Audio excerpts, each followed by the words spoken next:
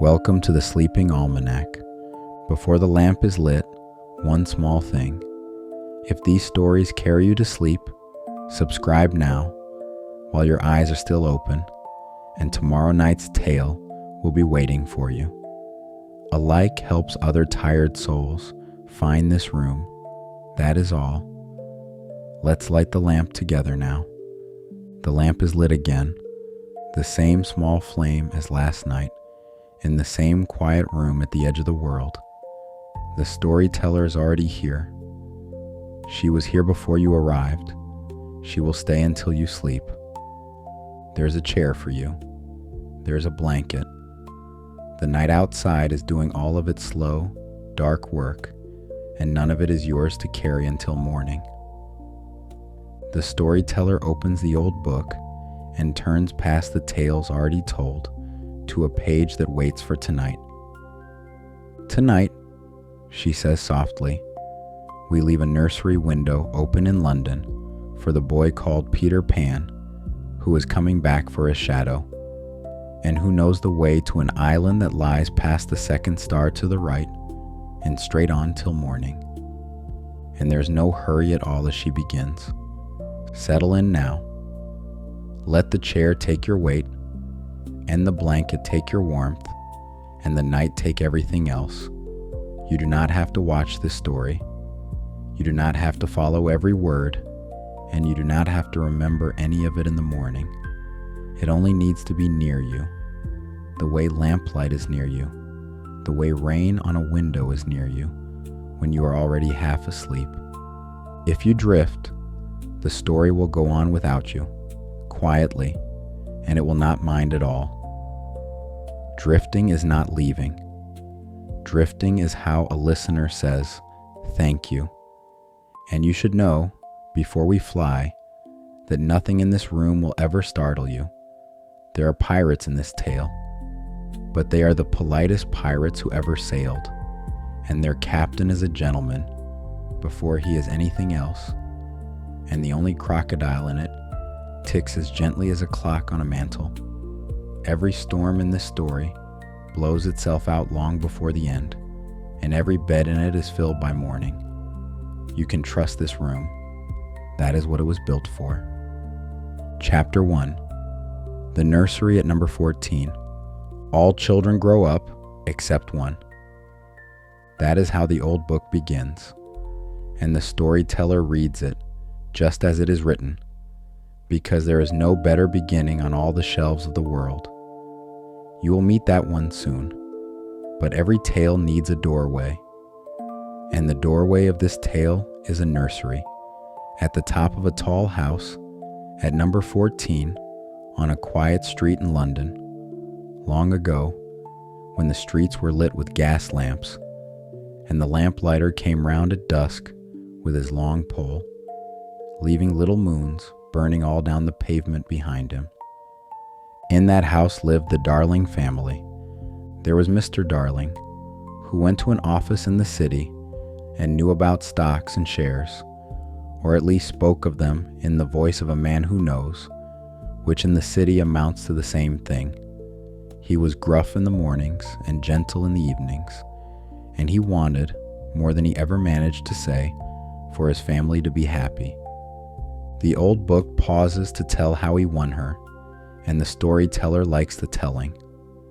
Mrs. Darling, when she was a girl, had many admirers, and one day they all discovered at the same hour that they loved her, and they all ran to her house to propose, all except Mr. Darling, who took a cab and nipped in first, and so he got her. He got all of her there was to get, except the innermost box of her mind, and the kiss in the corner of her mouth, and in time he stopped hoping about the box, and the kiss he spoke of, when he spoke of it at all, the way a man speaks of the far side of the moon, present, certain, not his. They were not rich, the Darlings. When Wendy came, there was a long, anxious evening of arithmetic over her, for a new baby is a joy, but a joy that must be fed and shod and eventually schooled, and Mr. Darling sat on the edge of the bed with a pencil and paper, adding up whether they could keep her, while Mrs. Darling held the small new person and watched his face, holding being an argument too, and the best one. He added it one way, and the sum came out wrong. He added it another way, remembering to carry the one. And Mrs. Darling suggested small economies from the pillow, and at the very bottom of the page, with a little to spare if he cut down on his coffee, Wendy just came through. There was the same trembling arithmetic for John, and Michael was a nearer thing still, but both of them squeaked through as well, and there they all were. And some evenings, years later, Mr. Darling would do the sums again for no reason at all, just for the pleasure of getting the same answer. There was Mrs. Darling, the loveliest lady in that part of London, with a romantic mind and a sweet mocking mouth. Her mind was like the tiny boxes that come from the puzzling East, one inside another, so that however many you opened, there was always one more. And in the right corner of her mouth there was a kiss. Not a kiss she gave, a kiss she kept. It sat there plainly, and yet nobody could ever get it. Wendy tried. Mr. Darling tried for years, and gave up honorably. It was not for them, and the old book keeps that small mystery folded away until the very last page, where it is opened. And there were the 3 children. Wendy came first, the kind of child who knows where everything in a house belongs, including the people. Then John, who wore spectacles when he read and liked things to be fair. Then Michael, the littlest, still young enough that sleep sometimes came for him at the table, in the middle of pudding, like a tide coming in. And there was Nana. Nana was the children's nurse, and Nana was a dog, a prim Newfoundland, large and solemn and brown, and a treasure. She bathed the children and never got soap in their eyes. She walked them to school in good order, nudging them back into line with her nose, and on rainy days she carried an umbrella in her mouth. She knew a cough that mattered from a cough that wanted attention, and no nursery in London was kept so sweetly. Some of the neighbors talked, of course, about a family that kept a dog for a nurse, and Mr. Darling heard the talk and let it worry at him, the way a stone worries at a shoe. Remember that small stone. It has a part to play. Nana's kennel stood in the nursery itself, so that she was never farther from the children than a mother's hearing, and she slept with one ear out of the blankets by lifelong habit. She had a genius for knowing which coughs are to be given no patience, and which need a stocking wound around your throat, warmed first at the fender, and she believed to her last day in old-fashioned remedies, like rhubarb leaf, and made low sounds of contempt over all this newer talk of germs. To watch her walk the children to school, the old book says, was a lesson in composure. She went sedately by their side when they were behaving, and if a child strayed toward the gutter, she put it back in line with her nose, unhurried, the way a librarian straightens a book. The household had one other member, and the storyteller gives her a sentence so that she is not lost. Liza was the servant, the whole staff of the house, and one very small person, so proud of her long skirt and her cap that no one could imagine her without them, who considered the nursery a little beneath her dignity and secretly loved it, and who goes in and out of this tale, mostly carrying things, and carries them well. Now, it was the nightly custom of Mrs. Darling, after her children were asleep, to sit by the fire in the nursery and tidy their minds. This is a thing all good mothers do, says the old book, though the children never know it. When you wake in the morning, and find your naughtiness folded small and put away at the bottom of your mind, and your prettier thoughts laid out fresh on top, ready to wear, that is your mother's doing, done by lamplight while you slept. A child's mind, tidied by lamplight, looks a little like a map. There are zigzag lines on it, very like your temperature chart on a fever card, and those are probably roads in the island. For the Neverland is always more or less an island, with astonishing splashes of color here and there, and coral reefs, and one small quick boat with a rakish look to her, and gnomes who are mostly tailors, and caves through which a river runs, and princes with 6 elder brothers, and a hut fast going to decay, and one very small old lady with a hooked nose. On these magic shores, children at play are forever beaching their little boats. We have all been there. Some of us can still hear the sound of the surf on the right kind of night, though we shall land no more. And in among the island things lie the plainer furnishings of a child's mind. The first day at school, the round pond, needlework, chocolate pudding day, 3 pence for pulling out your own tooth, say 99, all of it folded together, island and mainland, in the same small drawer, which is why the drawer never quite shuts, and why no mother has ever finished the tidying entirely, and why no mother has ever wanted to. Of all the delectable islands, the old book says, the Neverland is the snuggest and most compact, not large and sprawly, with tedious distances between one adventure and the next, but nicely crammed. When you play at it by day, with the chairs and the tablecloth, it is not in the least alarming, but in the 2 minutes before you go to sleep, it becomes very nearly real. That is why there are night lights. And one night, tidying, Mrs. Darling found something she did not recognize. The name Peter was written all through her children's minds, in letters bolder than any others. She did not know any Peter, yet the name had a cocksure look to it, standing there among the thoughts of school and puddings and one lost penny, like a boy standing on a garden wall.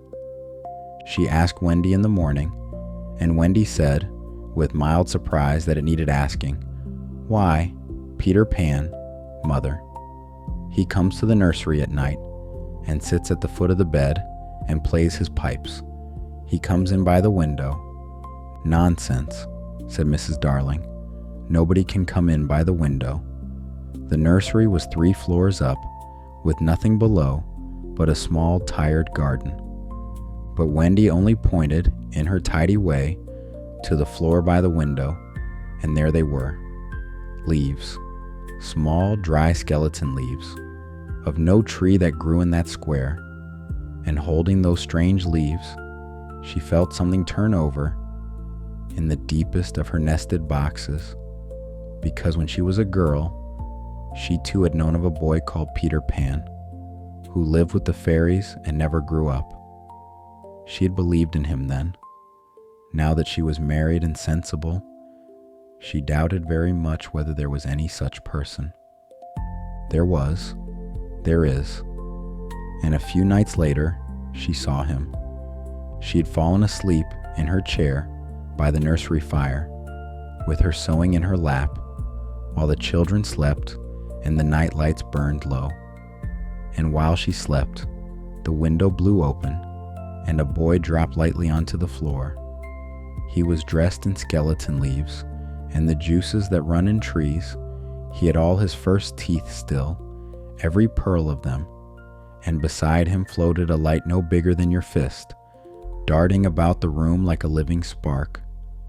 Mrs. Darling woke and saw him, and somehow knew at once that he was Peter Pan.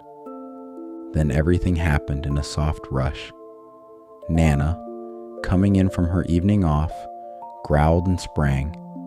The boy went out through the window in one motion, the way a swallow leaves an eave, and when Mrs. Darling looked down into the street, there was nothing there, only the dark and the gas lamps, and far up, something like a shooting star going the wrong way. And Nana stood at the window with something in her mouth. It was the boy's shadow. The window had snapped shut as he went, too quick for all of him, and the shadow had come clean away. Nana laid it on the floor, and it lay there, quite flat, quite dark, not sorry for itself at all. Mrs. Darling looked at it a long while. It seemed rather ordinary, she thought, for the shadow of a legend. Then she rolled it up carefully, the way you roll a ribbon you mean to keep, and put it away in a drawer of the nursery dresser until a proper opportunity should come for returning it.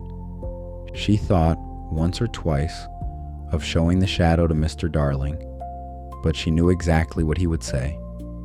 "It comes of having a dog for a nurse," he would say, and then he would be worried in the wrong direction for a week. So she folded the knowing away with the shadow, in among the sensible contents of the drawer, handkerchiefs and hair ribbons and spare buttons, one impossible thing filed among the ordinary, and the dresser stood a little straighter for it, the way furniture does when it has been trusted, which is where a shadow ought to wait, in a quiet drawer, in a quiet house, and which is why, of course, the boy was always going to come back. Chapter 2. The Boy Who Came for a Shadow. The night it all began was a Friday. Mr. and Mrs. Darling were invited to dinner at number 27, a few doors down the street, close enough that Mrs. Darling could stand at the gate and still see the light of the nursery window, which is a thing mothers measure without knowing they do it. But before the dinner, there was an upset, and the storyteller tells it gently, because it shames a good man, and good men shamed are to be handled like sprained wrists. Before there was any medicine, there was a tie.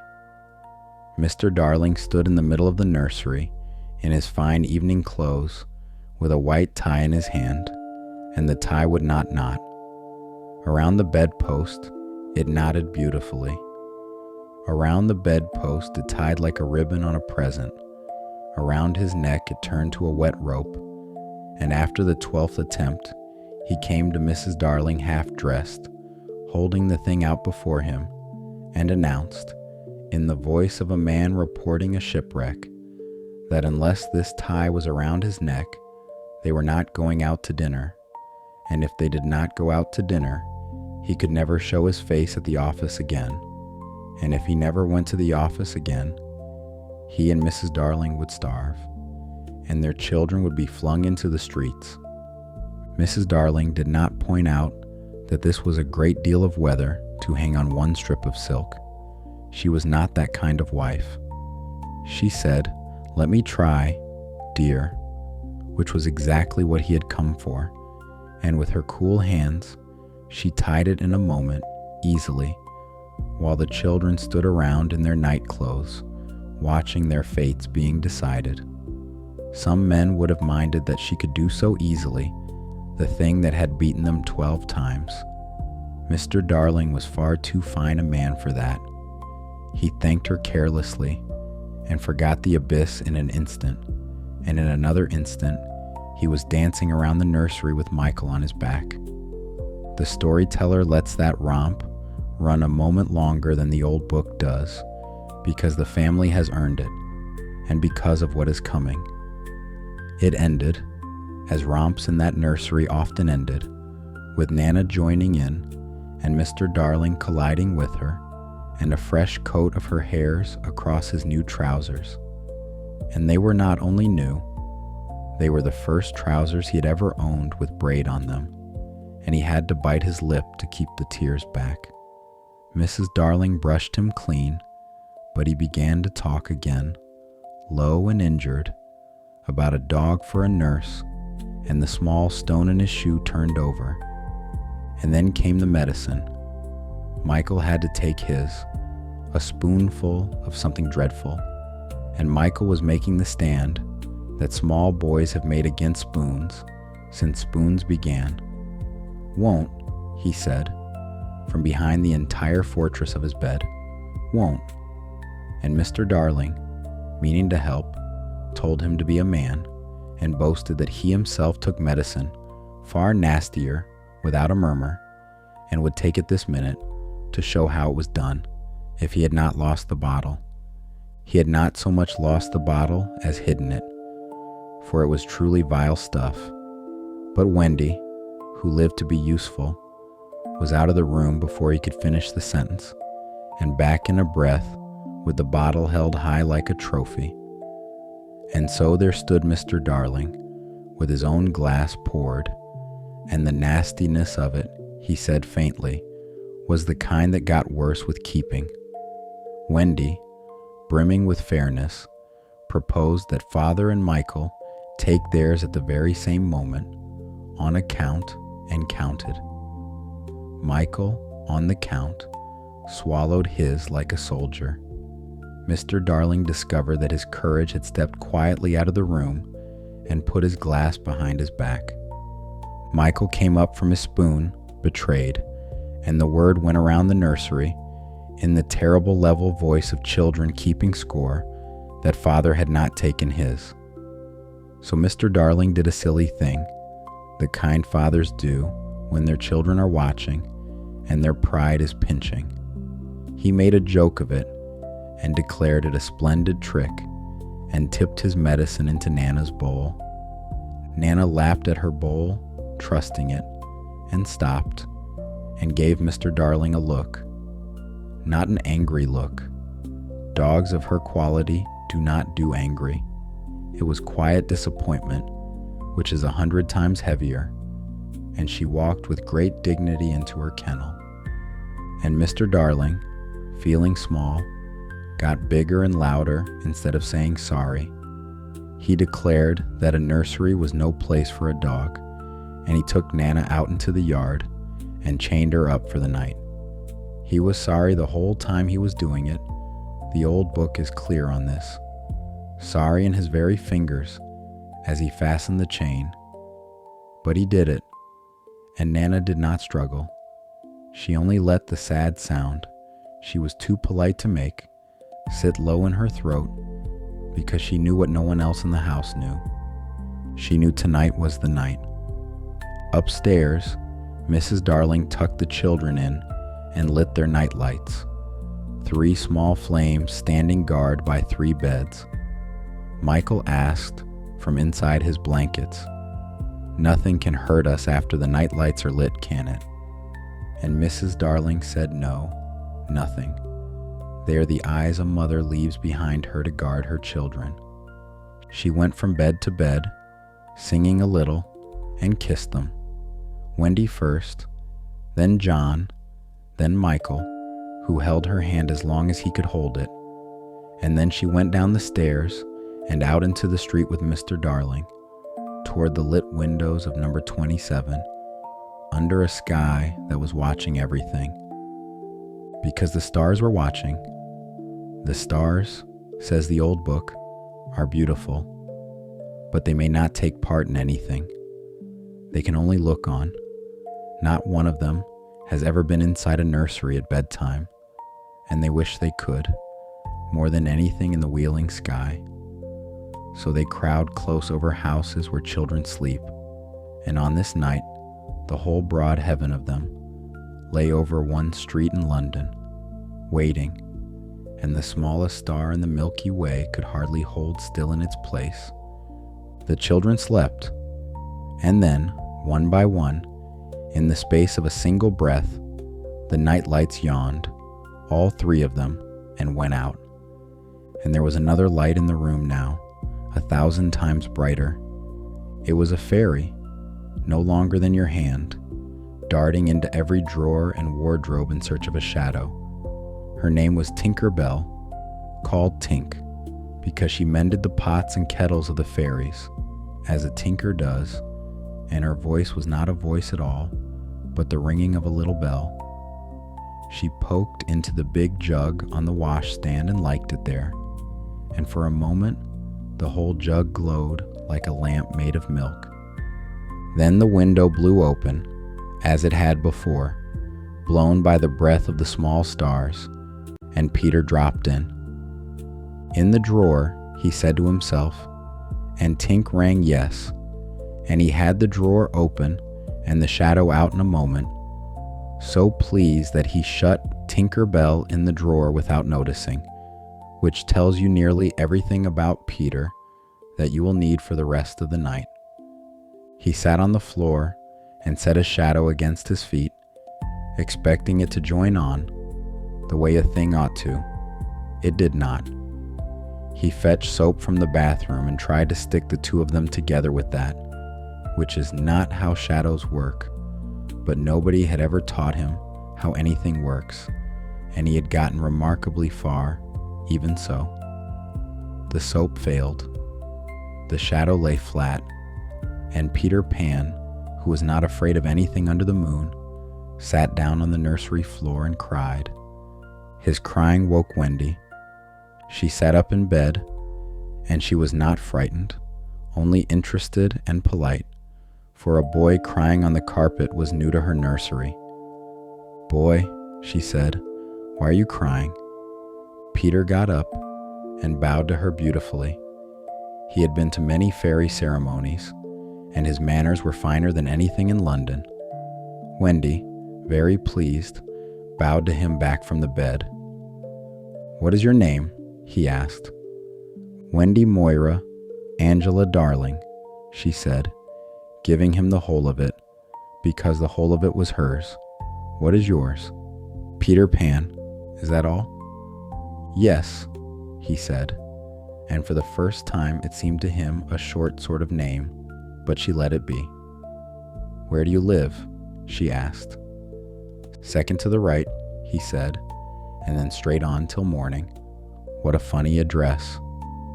Peter had a sinking feeling that perhaps it was, but he said, with dignity, "No, it isn't."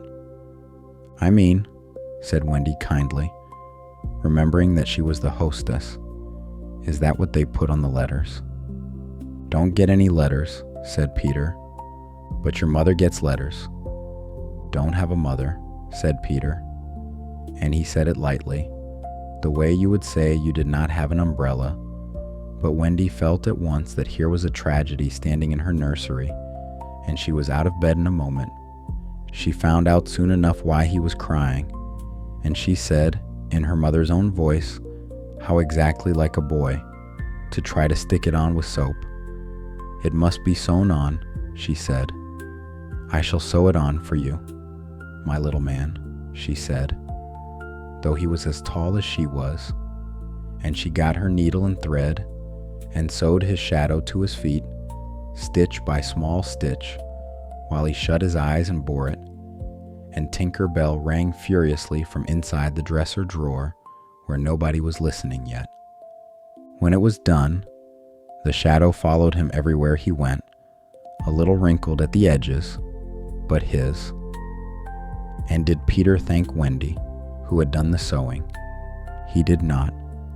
He jumped about the nursery crowing like a rooster at sunrise, which was the sound he made when he was pleased with himself, and he cried, "Oh, the cleverness of me!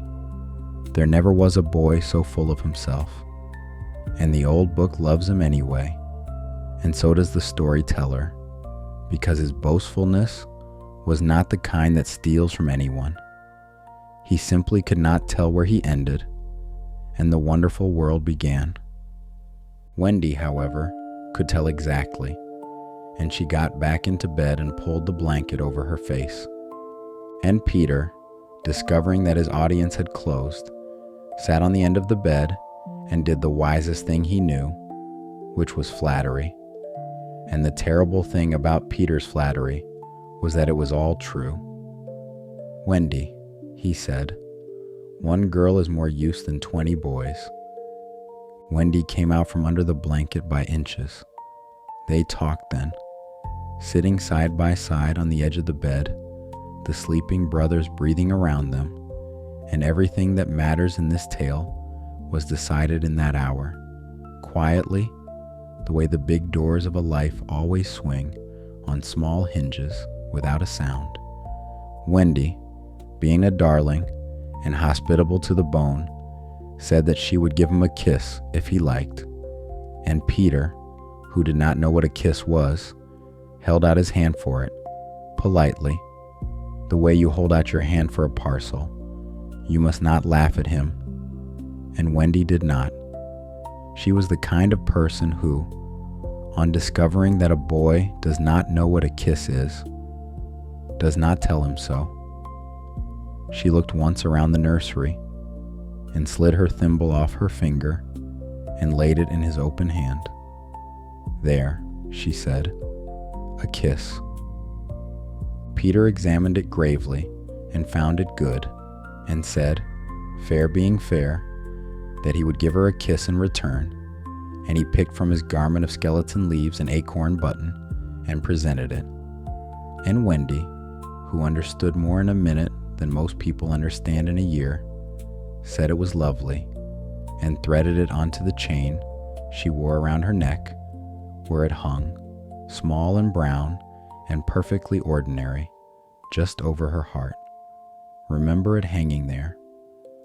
Of everything given and taken in this nursery tonight, that plain little button will turn out to be the treasure, though no one in the room can know it yet, except the storyteller, who has read ahead. She asked him how old he was, which was a natural question, and it was the only one all night that made him shift his feet. I don't know, he said, but I'm quite young. And that was the truth, and it was also the entire sum of his information on the subject. He told her about himself. He had run away the day he was born, he said, because he had heard his father and mother talking about what he was to be when he became a man, and he did not want to be a man, not ever. So he ran away to Kensington Gardens and lived a long time among the fairies. Wendy asked about the fairies, and what she learned she never forgot. When the first baby laughed for the first time, said Peter, its laugh broke into 1,000 pieces, and they all went skipping about, and that was the beginning of fairies. There ought to be one fairy for every boy and girl, but children know such a lot now, and they stop believing so soon. And every time a child says, I do not believe in fairies, somewhere a small light goes quietly out.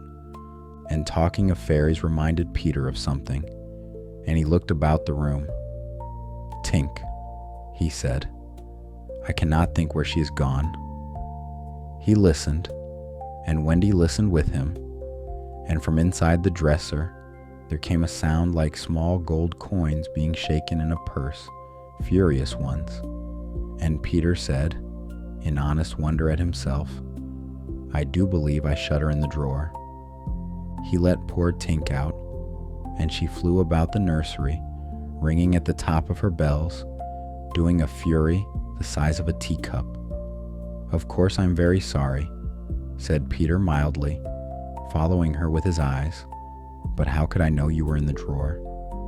And Wendy, craning and delighted, cried, Oh, Peter, if only she would stand still and let me see her.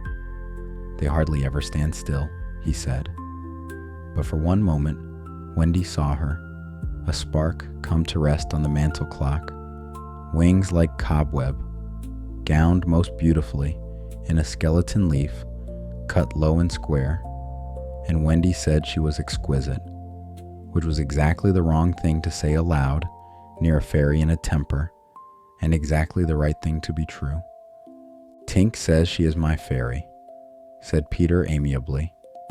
And then, because he was a truthful boy, whenever he remembered to be one, he admitted that Tink was saying something else as well, something not at all polite, and he did not translate it, and neither will the storyteller. Fairies, remember, are so small that they have room for only one feeling at a time. Tinker Bell's one feeling had found its object that night, and the object was standing in the middle of the nursery in a white nightgown, being kind. And Wendy asked, at last, the question the whole night had been leaning toward. "But Peter, why did you come to our window?" "To listen to the stories," he said. He had no stories of his own. None of the lost boys did. But Wendy's mother, on the evenings when the window was open, told stories in the nursery, and Peter would sit outside on the sill in the dark and listen. That was what he came for, the treasure this house held without knowing it.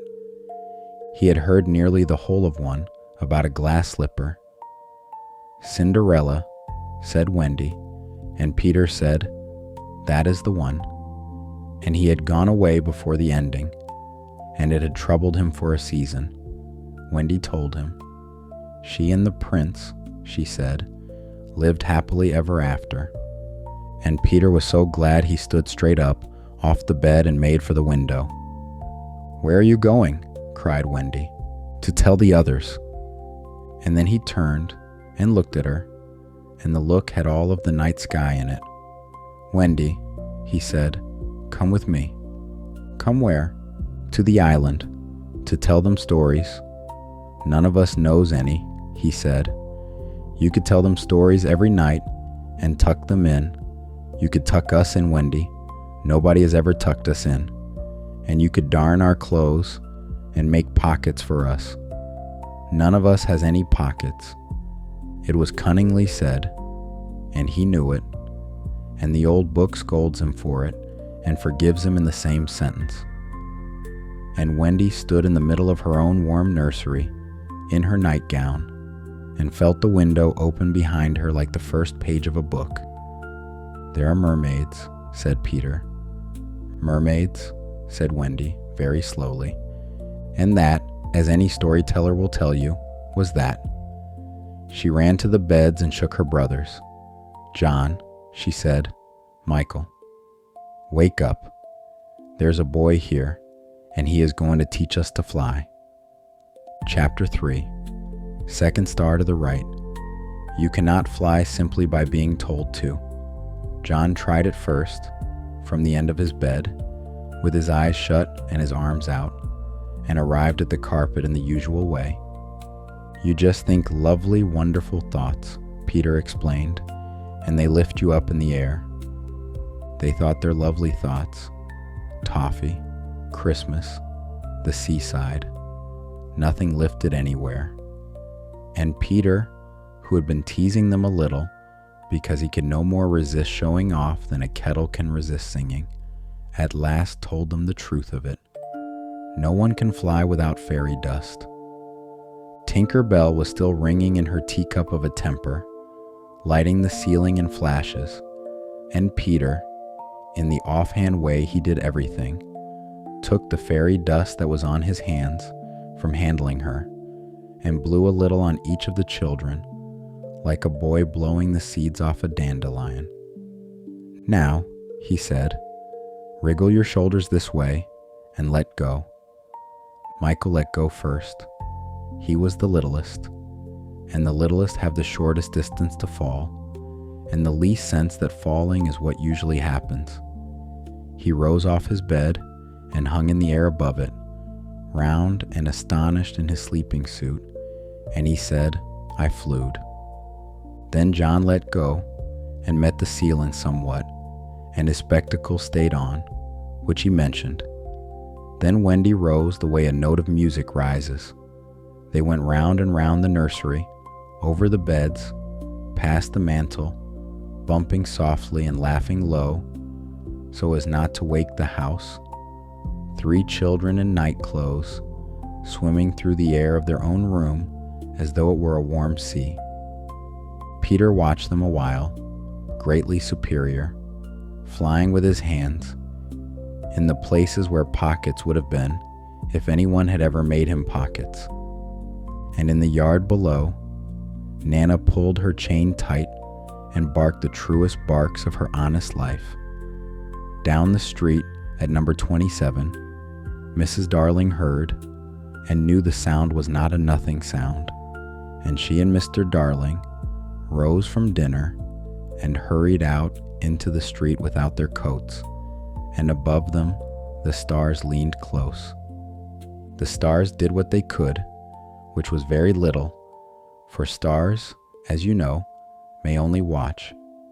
But the old book records that they blew the window wide for what came next, and that the smallest star in the Milky Way, who had waited the whole night for a part in the play, called out something high and urgent as the mother and father ran, a warning in star language, thrown down through the dark to a nursery that could not understand it.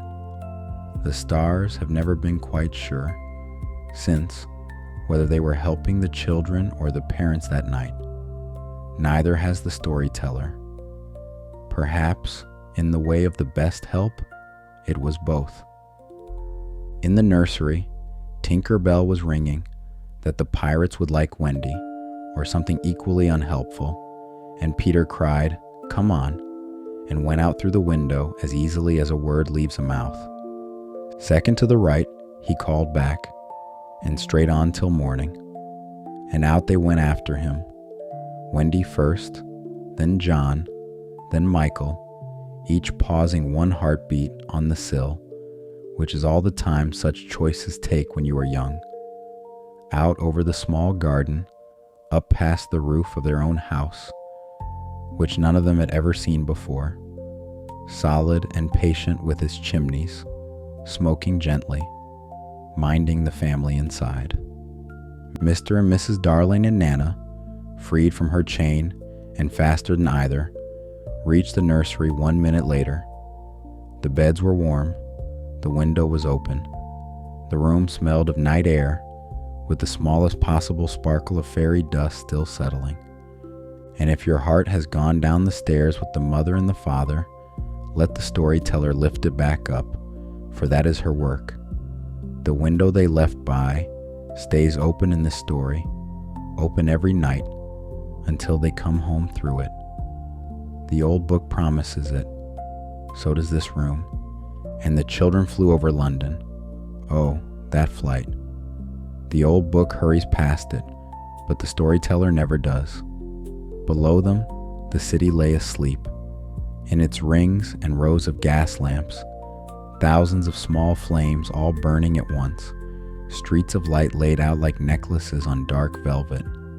They flew over the rooftops, over forests of chimney pots, still breathing their last warm smoke, over church steeples that stood up through the dark like patient gray grandfathers, each with its own sleeping bell. They saw the river, going through the city, the way silver braid goes through a dark sleeve, with the bridges crossing it in strings of lamps. They saw the great clock tower by the river, its lit face like a second moon, and as they passed, it struck one single stroke, a round gold sound that rolled away over the roofs, and Michael said, "Hush," to it, and it said nothing further. In 1,000 nurseries, under 1,000 roofs, night lights burned beside sleeping children, and not one of those children knew what was passing over their houses, though a few of them smiled suddenly in their sleep, and their mothers, sitting up sewing, wondered why. They passed over a great dark park, and Peter dropped low, for this had been Kensington Gardens, his first kingdom, where he had lived among the fairies before ever there was an island. He skimmed the round pond and touched the black water with one bare toe for old time's sake, and a ring spread out across the whole pond, slow and silver, and the ducks murmured in their sleep and let it pass under them. Then the houses grew fewer, and the dark grew wider, and the river spread its arms and became the sea. The sea at night, from above, is the biggest quiet there is. The children grew quiet along with it. Below them the gulls slept riding on the swells, in their hundreds, letting the whole ocean rock them. The moon laid a road of light along the water, and they flew above the road of light, 4 small travelers and 1 small spark, out and out. They ate as they went, in the friendly manner of birds. Peter would swoop along a flock going somewhere on business of its own, and take bread from their beaks, or whatever a bird will part with midair, and the birds chased him for it, laughing in bird, and gave up, and circled back to be robbed again. For it was the best game going in that sky, and everyone in it knew the rules. Wendy was not sure it was a proper way of getting one's bread, but she was a guest in the sky, and she had noticed that the birds minded it far less than she did. And once, the old book admits, Peter came swooping back to them with the look of a boy who could not quite place their faces. It lasted only a moment, no longer than it takes a lamp to steady after a door has opened, and then he knew them again, and was calling Wendy by name and showing off before she could be frightened. But the storyteller sets it down, small and honest, because it tells you what living without yesterdays is like, and why a boy with no stories in him flew all the way to London to sit outside a window where stories were kept. John, who liked things to be fair, asked once how they would know when they had arrived, since nobody had a map. "You will feel it," said Peter, which is no answer at all in geography, and a perfectly complete one in the Neverland. And on they flew. And ahead of them, low over the edge of the world, one star stood apart from all the others, the second to the right. It was brighter than its neighbors, and it flickered, not coldly, the way stars flicker in winter, but warmly, like a lamp put in a window on purpose for someone expected. Peter pointed at it with both hands. "There," he said, "straight on till morning." Chapter 4. The Island That Woke. The way was long. They flew and slept and flew again, and there is no counting the nights and days of it, for in those airs, the sun and the moon keep looser hours than they keep over London. The children learn the knack of sleeping on the wind. You lean back on a slant of moving air, the way you lean back in a boat, and the wind carries you along its own road while you dream. At first, falling asleep, they would begin to drop, and Peter would dart down laughing and catch them and set them back on the airstream, and he was always in time, always, and the storyteller checked twice. After a while, they could sleep as gulls sleep, rocking on the air, and they took their meals as birds take theirs, on the wing and without plates. And then one evening, all at once, the island was there. The strange thing, the thing the children never forgot, was that they did not find it. It found them.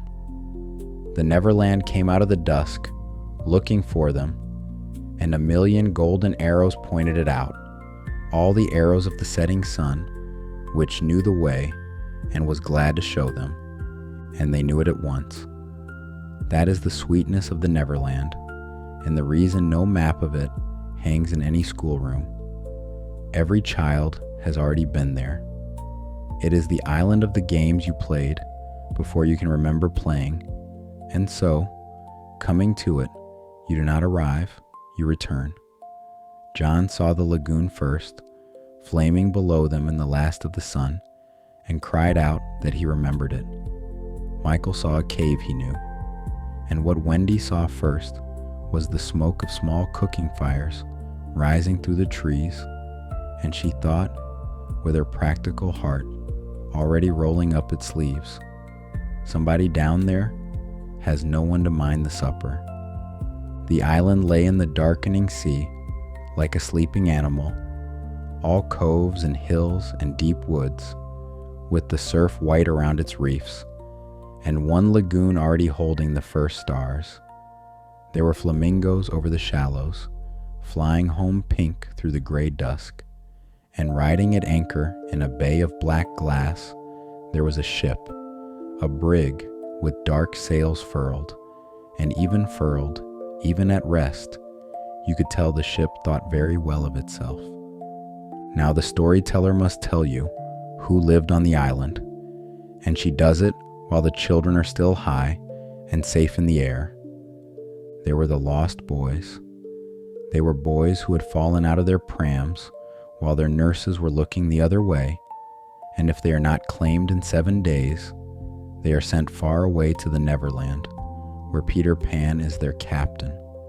There were 6 of them just then, living for the evenings and the games and the someday hope of a mother, and they wore the skins of bears, round furry boys padding through the ferns.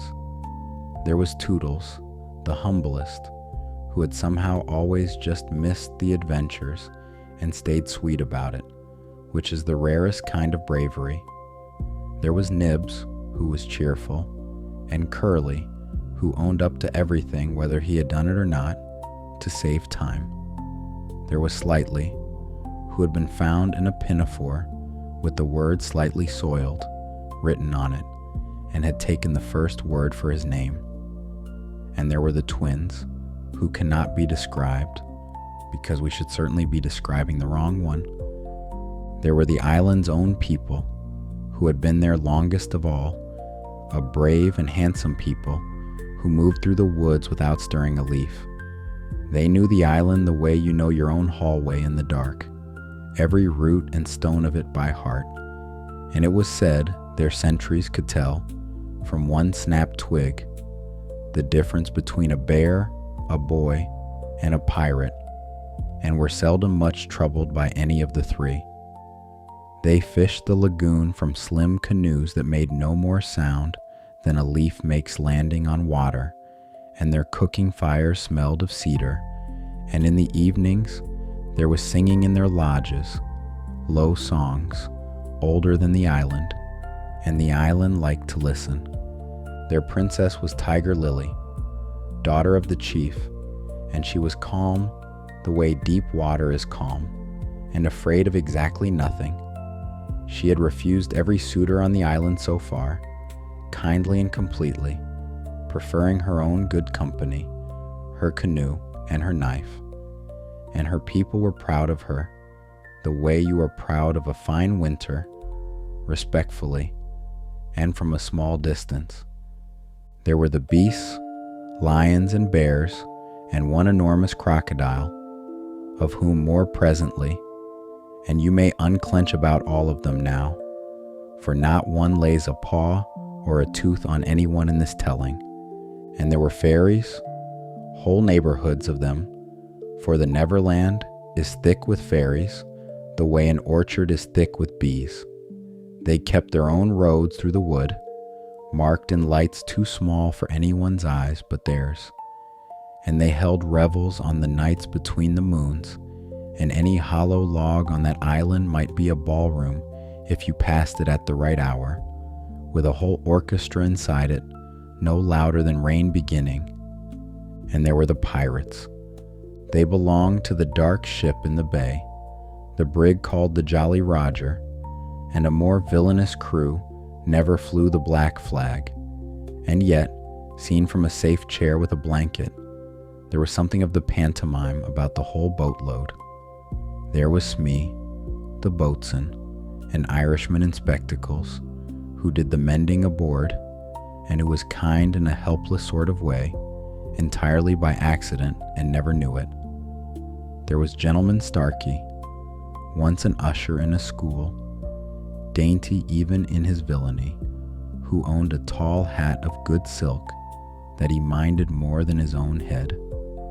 There was Cecco, the handsome Italian, who had, the tellers say, a song for every port he could no longer go back to, and sang them all beautifully on quiet watches. There was Bill Jukes, every inch of him tattooed, and there were a great many inches, so that off-duty he was less a man than a gallery. And the younger pirates would ask him to roll up a sleeve the way you ask for a picture book. There was Cookson, said to be the brother of a far worse man, though nobody on board ever managed to prove it. And there was Noodler, whose hands were fixed on backwards, poor fellow, a thing he minded less than you are minding it now, for he had long ago learned to do everything in reverse and had become, by that road, the tidiest man aboard. Rough men, every one, with histories the old book only clears its throat about. And yet aboard that ship of an evening, they mended nets and argued recipes and minded each other's watches and were, among themselves, very nearly domestic. The storyteller does not excuse them. She only notes that villainy, seen at its own dinner table, is mostly elbows. And there was the captain, James Hook. The storyteller says the name the way you set down a heavy, handsome book. He was the only man the sea cook ever feared, and the sea cook was feared by everyone else. So you may work out the arithmetic of Captain Hook yourself. He was tall and dark, with long curls that hung like black candles about a face made for old coins, and eyes the deep blue of certain small spring flowers, and in the whole of him there was not one careless thread. He dressed with the elegance of an older, grander age, as though a portrait of a king had stepped down from its frame and taken up seafaring. In his cabin he kept a harpsichord and played it beautifully in the evenings, slow old airs, with the doors open to the bay. He had a holder of his own design for 2 cigars at once, which he considered no more than a gentleman's due. His voice was low and cultivated even at his worst, and he thought a very great deal, more than he thought of anything else, about good form, about doing things the fine way, the way that would not have disgraced the famous school of his boyhood. The old book says he was most dangerous when he was most polite. It also says, and tonight we lean on this side of him, that he kept faith with his own strange code from first page to last, and went out of the story on its terms, like a gentleman. For his right hand he had an iron hook, and that requires a history.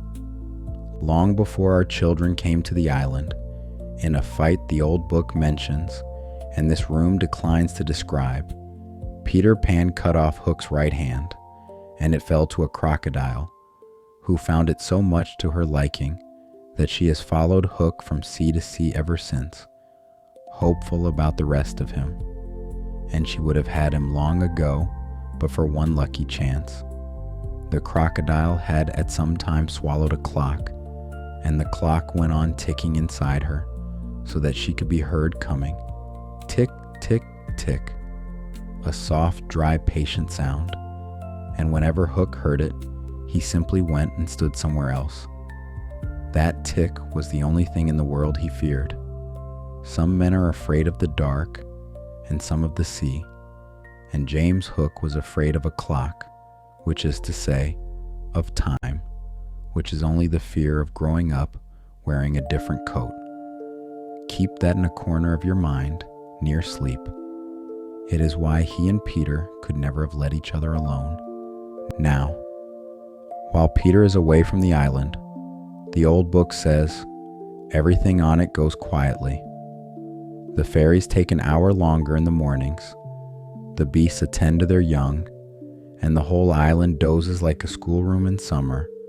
But Peter was coming back, and below the children, as they dropped down the last mile of evening air, the Neverland stirred and woke. Fires were lit. Drums spoke softly, hill to hill. The lost boys came out of hiding to look for Peter, and the pirates came out to look for the lost boys, and the island's people came out to keep an eye on the pirates, and the beasts came out to keep an eye on everyone, and all of them went round and round the island in the dark, each following the one in front, none of them ever quite catching up, like the hands of one great slow clock, and about as dangerous, most nights, as a clock is. The island had missed its boy, and Wendy, John, and Michael Darling came down through the warm dark toward the treetops of it, holding hands. Chapter 5. The Little House. Now the storyteller must tell of a small wrong done in the dark, and she tells it the way it must be told at bedtime, with the mending already in her other hand. Tinker Bell was jealous. She was a fairy, and fairies are so small that they only have room inside them for one feeling at a time. And all that evening the feeling in Tink had been jealousy of Wendy, filling her from wing to wing. So Tink flew ahead of the children, down to the island, in her brightest and most beautiful glow, and she told the lost boys a fib, the worst fib of her small shining life. "Peter," she rang, "wants you to shoot the Wendy bird." The boys did not stop to wonder. When Peter wanted a thing, they did it. And Toodles, poor sweet Toodles, who so wanted to do something splendid at last, fitted an arrow to his bow and shot at the white figure drifting down through the dark. And here the storyteller lays her hand flat on the page so that nothing on it can move, and tells you the ending of this part before she tells you the middle. Wendy is not hurt. Sleep on that. Now see how it happened. Around Wendy's neck, on a chain, hung the acorn button Peter had given her in the nursery, his kiss, as he called it. The arrow struck the button squarely and glanced away into the ferns, and Wendy, more startled than anything, fluttered down out of the air like a big white leaf and came to rest in the strange sleep of the very surprised. The boys gathered round her in the dark and took their bearskin caps off, and were afraid in the way you are afraid when you may have broken the best thing that was ever sent to you. Toodles saw his arrow lying by her and understood, and stood forward and said, "It was I," in a voice that had grown up several years in 1 minute. And then Peter dropped down among them, crowing, crying, "Great news, boys, I have brought you at last a mother." And then he saw. The old book gives this moment its full weight, and then it does a wonderful thing. Wendy stirred. She lifted her hand, the one nearest the acorn button. She was, as the storyteller promised you, only resting. The boys, all talking at once with relief, wanted to carry her down to the home under the ground. But Peter said no. You must not touch her. It would not be sufficiently respectful, and slightly said, "That is exactly what I was thinking." And then Peter had the idea of the whole night, the idea the island is still proud of. Let us build a house around her. And that is what they did. They built a house around Wendy, where she lay sleeping in the ferns, and it went up as fast as belief itself. They ran for everything they had, branches and moss and boughs, still sweet with sap, and they measured everything against Wendy herself, so that the house came out exactly Wendy-sized. John and Michael, arriving last and half asleep on their feet, were put to work before they could finish yawning, and Michael was so tired that they leaned him gently against a tree, in the manner of a spare plank, until he was needed. And as they built, they sang, softly, so as not to wake her, a building song they made up as they went, asking the sleeping lady what kind of house she wished for it seemed only right that the house should be hers from the first nail. And the wonderful thing, the thing the island talked about for a season, is that Wendy answered. Without waking, from the deep middle of her sleep, she sang back to them, in a small drowsy voice, that she wished for a pretty house, the littlest ever seen, with funny little red walls and a roof of mossy green. The boys looked at one another as though a queen had spoken. By the purest luck, the boughs they had brought were red with sap, and the ground of that hollow was moss to the ankles, and so the house that rose around her was red-walled and green-roofed to the last inch of it, her own house, ordered from inside a dream and delivered before she opened her eyes. And Wendy, still sleeping, sang one verse more, asking for roses peeping in at the windows and babies peeping out. "Roses," whispered Toodles. "We can manage roses." Babies, the boys felt, were more of an undertaking, and they exchanged the looks of builders who have just read the difficult page of the plans. But you shall hear how even that verse came true, in its own way, for the house filled up with boys by nightfall, and boys peeping out of windows were near enough to babies for anyone. The house wanted a chimney. John's hat was taken from his head, the good black hat of a London boy, and set on the roof with the crown knocked out, and the house was so pleased with it that smoke began to rise from it at once, curling up soft and gray into the dark, exactly as though supper were already on inside. "Roses," said one of the boys. "Houses have roses." So roses were planted up the walls, make-believe roses, and they climbed faster than any real roses ever dared, and bloomed on the instant, because make-believe things on that island grow best of all, being watered from the deepest well there is.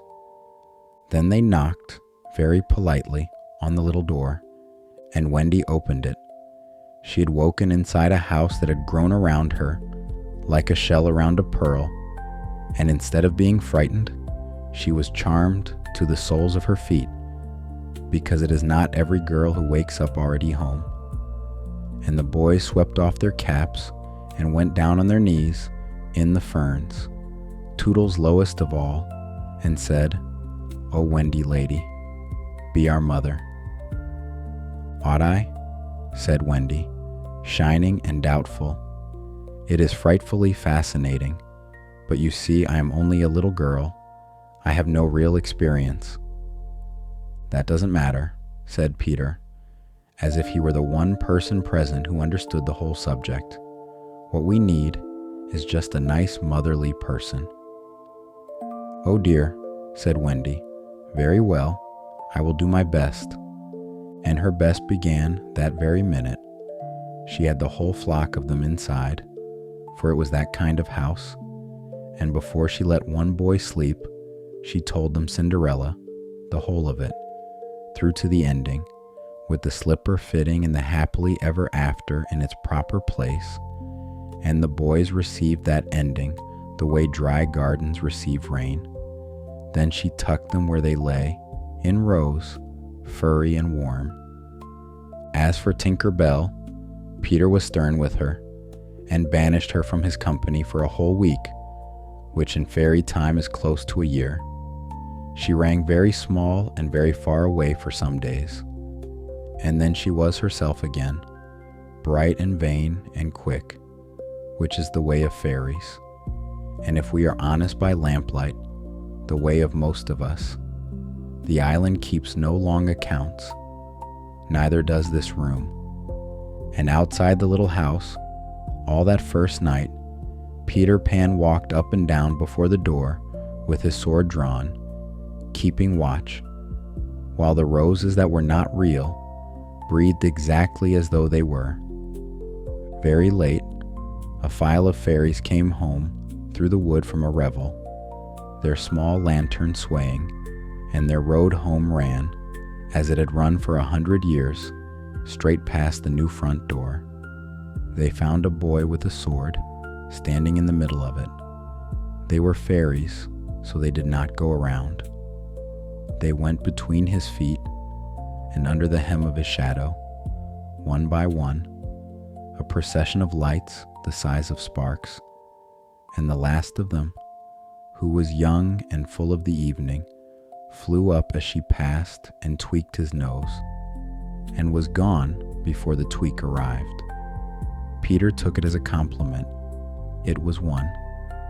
And the moon came around to that side of the island and looked down at the one small house standing where no house had been that morning, with its red walls and its mossy roof and its hat for a chimney, smoking peacefully, and a sentry at the door already half asleep on his feet. And the moon, who has seen every house ever built, is said to have looked at this one a little longer than usual. Chapter 6. The Home Under the Ground.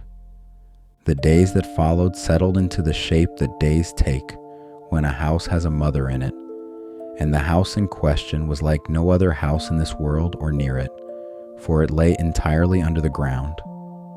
You entered it through trees.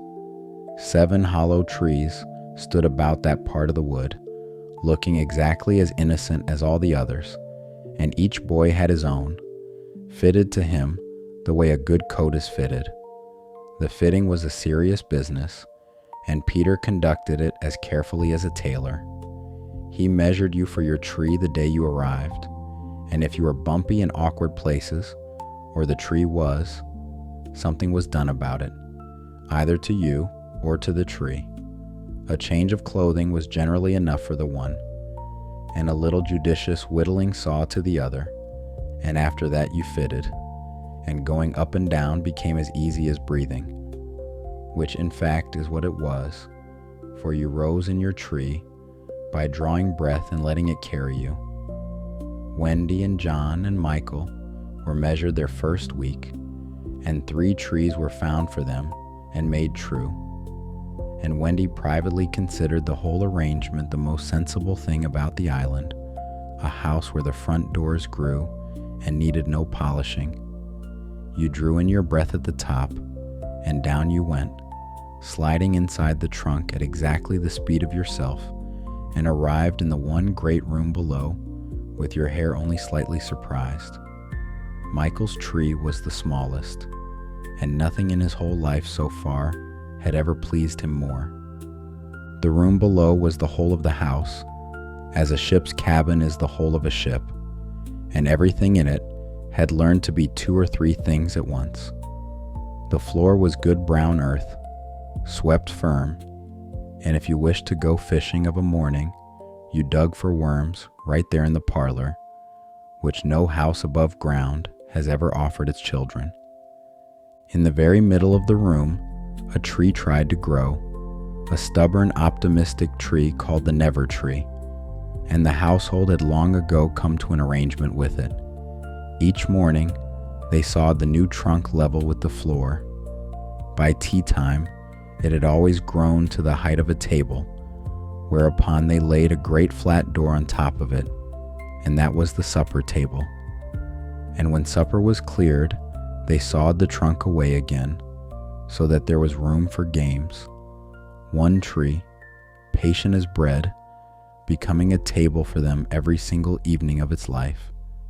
The bed was let down at 6:30, and it filled nearly half the house, and all the boys slept in it together, packed like sardines in a tin, with a strict rule against turning over until one gave the signal, when all turned together. Michael should have been in it too, but Wendy wanted a baby in the house, and Michael was the littlest, and so Michael hung from the ceiling in a basket and swung a little all night in the warm dark like a small moon in a small sky. And in the wall, behind a tiny curtain, was Tinker Bell's own apartment, a private recess, no bigger than a bird cage, and the grandest room, inch for inch, on the whole island. She had a couch and quilts that changed with the fruit blossom seasons, and a looking glass before which a great deal of important work was done, and a chandelier kept for looks alone, since Tink lit her rooms herself.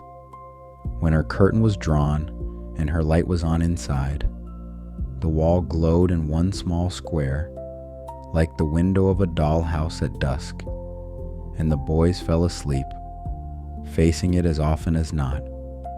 Meals were sometimes real and sometimes make-believe, and the law of the house was that you never knew which it would be until you were seated. Peter could eat a make-believe meal so heartily that you could see him growing rounder as he ate, and to him, the 2 kinds were exactly the same. And on the hungry evenings, the boys found this hard, but they kept the rule because it was his, and make-believe pudding never once gave any boy a stomachache, which is more than real pudding can claim. In the evenings, when the meal was cleared and the tree sawed away, Wendy sat by the fire with her work basket and darned. Heels with holes in them, and knees worn through, every knee in the household, worn through always. And she would exclaim over them exactly as her own mother had exclaimed, "Oh dear, children are more trouble than they are worth." And she said it glowing, the way it has always been said. She made them pockets too, all the pockets a boy could wish, a whole tribe of boys, sitting in a row while their bearskin coats were given pockets at last, with nothing yet to put in them but their own warm hands, which is enough, at first, for anyone. Wendy's days were full, in the way a kettle is full, busy to the brim and singing about it. There was the cooking, real or make-believe, as the evening decreed, the great pot swinging over the fire and needing opinions. There was the washing and the airing of the one enormous bed, which had to be stood on its end by day, and the sweeping of a floor that grew its own dust in the friendly way of earth floors. Truly, she would say, with the mending stacked to her chin, and every boy in the house needing something at once, spinsters are to be envied. And she said it glowing, and not one boy in the room believed her, and she did not mean one word of it, and everyone was satisfied, for that is one of the oldest songs a home knows, and it is always sung glowing. Peter, in this household, was the father, and he played the part with tremendous conviction, sitting at the head of the table, calling the boys his sons, asking Wendy grandly whether the young rascals had been good while he was out hunting. But once, by the fire, when the boys were asleep, a small anxiety came over him, rare as rain in that room, and he asked her, in a voice not grand at all, "Wendy, it is only make-believe, isn't it, that I am their father?" "Oh yes," said Wendy primly, going on with her stitching. Peter let out his breath. "You see," he said, "it would make me seem so old to be their real father." And Wendy said that it was quite all right, and that they were his make-believe sons and her make-believe sons. And the fire cracked companionably, and if her needle rested on one stitch a moment longer than a stitch requires, the old book is too much of a gentleman to say so, and this room is too sleepy. And one more thing Wendy did, quietly, with the corner of her mind where a mother keeps the calendar. She had begun to notice that John remembered their father and mother now, the way you remember people met once at a party, politely and in pieces, and that Michael was coming to believe, in his warm swinging basket, that Wendy herself had always been his mother. It gave her a small cold feeling, like a draft under a well-made door, and she met it the way she met everything, with organization. She set examination papers, ordinary questions, written out fair. What was the color of mother's eyes? Which was taller, father or mother? Describe mother's party dress. Describe the kennel and its inmate. If you could not answer, you were to make a cross, and it must be honestly told that Michael's papers were a good many crosses. But the questions did their work even unanswered, for they kept the old house standing in 9 small heads, its door handles polished, its stair carpet held down with brass rods, and its window. You remember which window, always open. And then, with the fire low and the basket shut, came the stories. That was the hour the whole island seemed to lean in toward one small glowing room under its floor.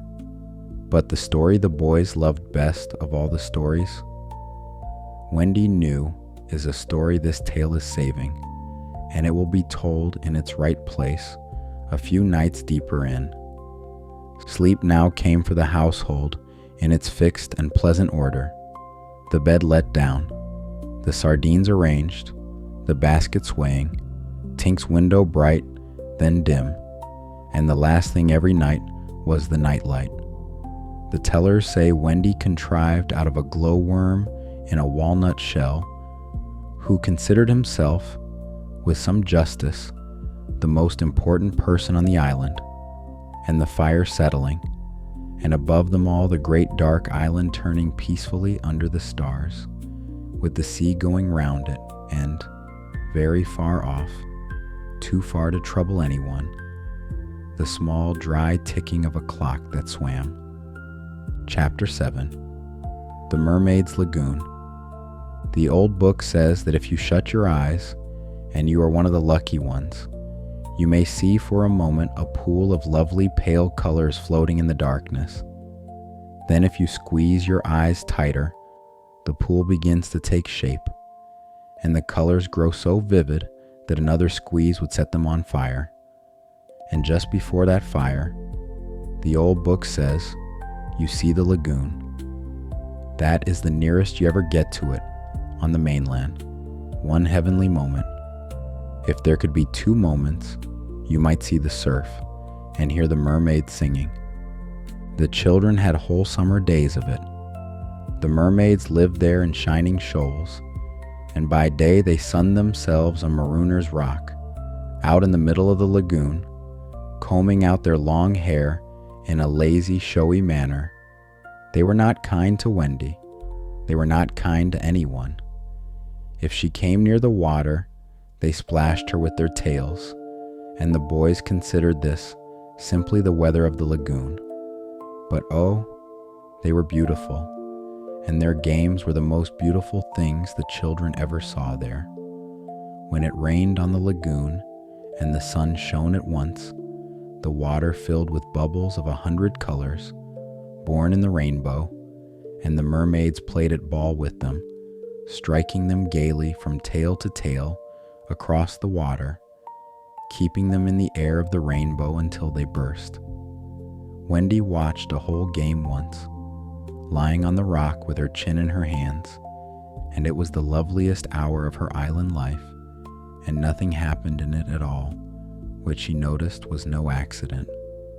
The rock where they lazed had a name, Marooner's Rock, and an old dark history from the rough days of the sea, for sailors were once left upon it by their shipmates to wait for the tide, and that is all this room will say of that, except that the rock had long since retired from such work, and spent its days now warming children, the way some old soldiers end their days minding gardens. And in the deepest part of the lagoon, the tellers say, there hangs a bell of pearl. At dusk someone rings it, no one has ever seen who, and that is bedtime under the sea.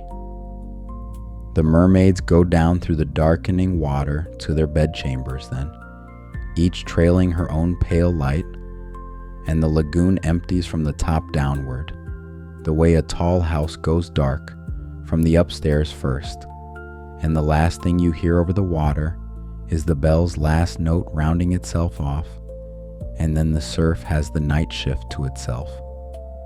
One drowsy afternoon, they were all on Marooner's Rock after their midday meal, sleeping in the sun in a warm heap, while Wendy sat minding them with her sewing, and the lagoon changed. A shiver crossed it.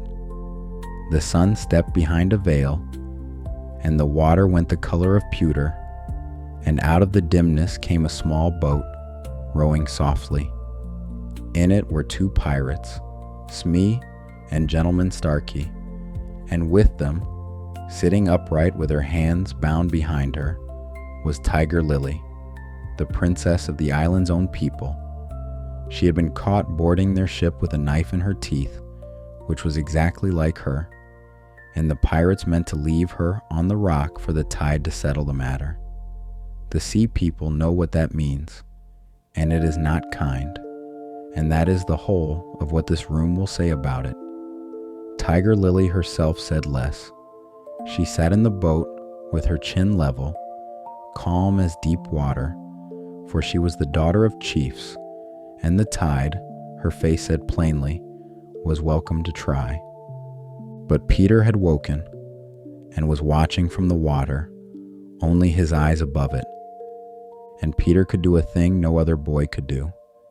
He could take any voice on the island and wear it like a coat. So out of the darkness over the lagoon there came, low and cultivated and unmistakable, the voice of Captain Hook. "Set her free," said the voice. The pirate sat up straight. "Set her free, Captain," said Smee, doubting his own ears. "Cut her bonds and let her go," said the voice, "or it will be the worse for you." "At once. Do you hear?" said the voice, and it was so exactly Hook, down to the last polished inch of it, that Smee and Starkey did as they were told, fumbling in their haste.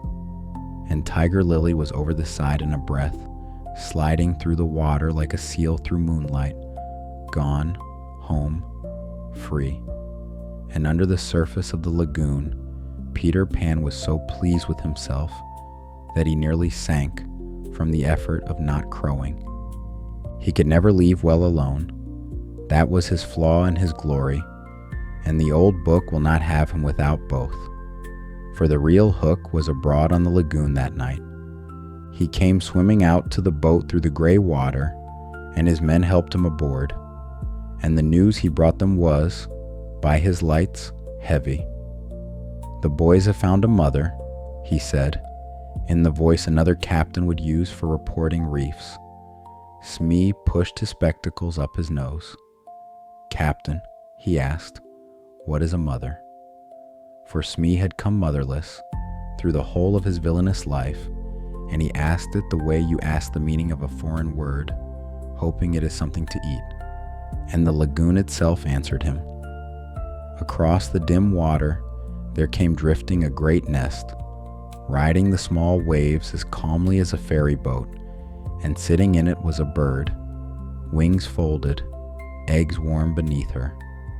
Her nest had fallen out of its tree into the lagoon in some storm now long over, and rather than leave her eggs, she had simply settled deeper and learned to sail. "There is a lesson in mothers for you," said Hook, watching her go by. "The nest falls into the sea, but will the bird desert her eggs? No." And something crossed his face as he said it, some weather from very long ago, a window of his own perhaps, but it passed, the way weather does. Mark that bird, drowsily, with the corner of one closing eye. She has business with this story yet. And it was Smee, kind, helpless Smee, who then had the idea. "Captain," he said, brightening under his spectacles, "could we not seize these boys' mother and make her our mother?" And Hook called it a princely scheme. And there in the mist, the boat sat planning a kidnapping the way other households plan a picnic. Let them plan. You hold the ending already. Every bed in this tale is filled by morning, and the promise keeps. It was then that they looked to the rock and found it bare. Tiger Lily was gone. Starkey explained, with the confidence of a man about to lose it, that they had freed her, Captain, on your own orders, called across the water not 10 minutes since. "I gave no such order," said Hook, very quietly, which was the most alarming volume he owned. And the little boat grew cold, for if the order had not come from the captain, then the lagoon had spoken in the captain's voice, and pirates are the most superstitious men afloat. So Hook did the brave thing. For whatever else is said of him tonight, no one ever called him a coward. He lifted his face into the mist and addressed the dark water directly. "Spirit that haunts this lagoon tonight," he called, "have you a voice?" And the voice that answered was his own, note for polished note. "I have," it said. And there followed, across that darkening water, the strangest game of questions ever played over the sea. "Have you another name?" called Hook. I, said the voice. Vegetable, called Hook. No, said the voice. Mineral. No. Animal. Yes. Man. No, said the voice, and the no had scorn in it. Boy. Yes. Ordinary boy. No. Wonderful boy. Yes, said the voice, and the old book catches Wendy listening from the water just there, and reports that her own heart answered with it, in the same breath. Hook was running out of alphabet. Are you in England? He tried. No. Are you here? Yes, said the voice, from everywhere at once and nowhere twice. And Hook, beaten at his own dark guessing game, on his own lagoon, in his own voice, said the only thing left to a man of his education. Who are you, stranger? Speak. And the voice that answered could not resist its moment. I am Peter Pan. What happened then on Marooner's Rock, the old book tells with a good deal of splashing, and this room will tell with almost none. There was a scramble in the dark, wet and brisk and confused, boys and pirates all through the water, and it ended as such. Scrambles on that island always ended, with the pirates rowing off in a temper, and everyone else swimming home, laughing through the dusk. Everyone but two. Peter had been knocked about in the scramble, and had wrenched himself, and could neither swim well nor fly just yet, and Wendy had stayed by him. They were alone on the rock, and the rock was growing smaller, for the tide was coming in, slow and patient, without malice, the way tides do. And here the storyteller turns the page ahead one finger's width, because sleep must never wait on worry. On the next page, both of them are home and warm. Now watch how the lagoon managed it. A kite came first. Michael's kite, sailing over the water with its long tail hanging down, and Peter caught the tail as it passed. It had lifted Michael off his feet once, and so it could carry one, and only one. Peter tied it about Wendy, and there was no argument, though she tried to make one, and the kite bore her up and away over the lagoon, over the reef, home, and set her down as gently as a mother sets down a sleeping child. And Peter stood alone on the small rock in the wide water. The moon came out. The water shone all around him, rising by inches, and the mermaids were going down to their bedchambers under the sea. And he heard, far off and sweet, the bell that rings there at dusk. He stood very straight. Something drummed inside his chest, and he let it drum, and he said to himself, in that bright, curious way of his, that whatever came next would be an awfully big adventure. But the lagoon, as it happened, had kinder plans, and they were already sailing toward him. Chapter 8. The Never Bird. What came across the moonlit water was a nest. It was a great nest, riding the lagoon like a little round boat, and sitting in it was the Never Bird. You marked her earlier, with one drowsy eye, when she sailed past a boatload of pirates and taught them, without meaning to, what a mother is. Now she comes into her own chapter, as patient things generally do. She was a large, soft brown bird, and her nest had fallen from its tree into the lagoon some while before, with her 2 eggs still in it. And rather than grieve, she had simply settled deeper and sailed on, sitting her eggs afloat, which tells you what kind of bird she was. And she had seen the boy on the shrinking rock, and she had made up her mind.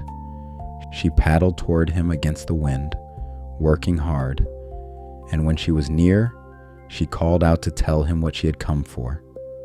Take the nest, she called. Get into the nest. And Peter called back, what do you want? And could not understand her. And she could not understand him, for birds and boys do not share a language, even on that island. So they grew louder, and then they grew cross, and they shouted the friendliest offers at each other in the most quarrelsome voices, both meaning purely well the entire time. At last, the Never Bird gave up words altogether and paddled her nest right up against the rock and rose out of it and hovered with her wings wide, leaving her 2 great white eggs sitting in the nest before him. And Peter understood at last, and understanding, he did the thing that made the bird his friend for life. He would not tip her eggs into the sea, not to save himself. There was a stave standing on the rock, driven there by pirates in some older story, and hanging on it was the tall silk hat of Gentleman Starkey, left behind in the evening scramble. Peter lifted the eggs, warm as fresh bread, and set them in the hat, and set the hat on the lagoon. It floated beautifully. It floated like a hat that had waited all its respectable life for this. And so they exchanged ships, the boy and the bird. She settled onto the hat, over her eggs, and drifted one way. He climbed into the nest, and set the stave up in it for a mast, and hung up his shirt for a sail, and sailed the other. They called to each other across the widening water, no longer cross, in 2 languages neither could understand, and understood each other completely. The wind took him home slowly, and he beached the nest where the boys were waiting, and everyone was in bed before the moon was high. And if Wendy had a look for him about staying out on rocks past bedtime, she had also kept his supper warm, and both were mother's justice, and he took the 2 together. And the tellers the storyteller trusts say the hat suited the Never Bird so well that Never Birds have nested in hats whenever they could get them, from that day to this, which is why a hat left out overnight on that island is never quite empty in the morning.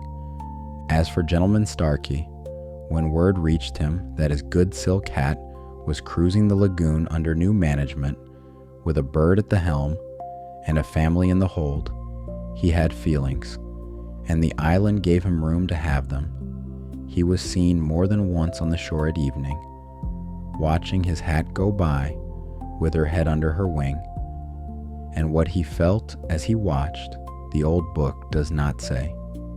The storyteller suspects it was the closest thing to fatherhood the man ever brushed against, and that it improved him slightly, and forever. The island settled. The lagoon smoothed itself over, holding the moon, and far out in the bay, on the dark and handsome ship, lamps burned in the stern windows, and Captain Hook sat late at his harpsichord, playing an old slow air from his school days, quite beautifully, to nobody. Smee sat on the deck outside the door at his sewing machine, and the storyteller must pause on that machine, because you did not expect it, and neither did the sea. It was a real sewing machine, the most domestic object ever carried aboard a pirate brig, come aboard in circumstances nobody could remember, and Smee treadled away at it by lantern light, hemming sailcloth and patching shirts, his spectacles down his nose, perfectly happy. It whirred under the rigging like a big tame insect, and the pirates in their hammocks below fell asleep to the sound of it, every man of them, and would have gone to the bottom of the sea before admitting so. The ship rocked. The music rose and fell over the whirring. Even villainy has its evenings off. Somewhere across the water, mild as a mantel clock, something ticked, and here's a strange thing to say about the most feared sound on that island, but it is true from where you are lying, heard from a safe chair, with a whole lagoon between. It is not a frightening sound at all. It is only time, going about its rounds, wearing a crocodile. Everything on the island could hear it and know exactly where time had gotten to tonight. which is more than can be said for time anywhere else in the world. Tick, said the dark, unhurried. Tick. The mermaids slept under it, far below their bell.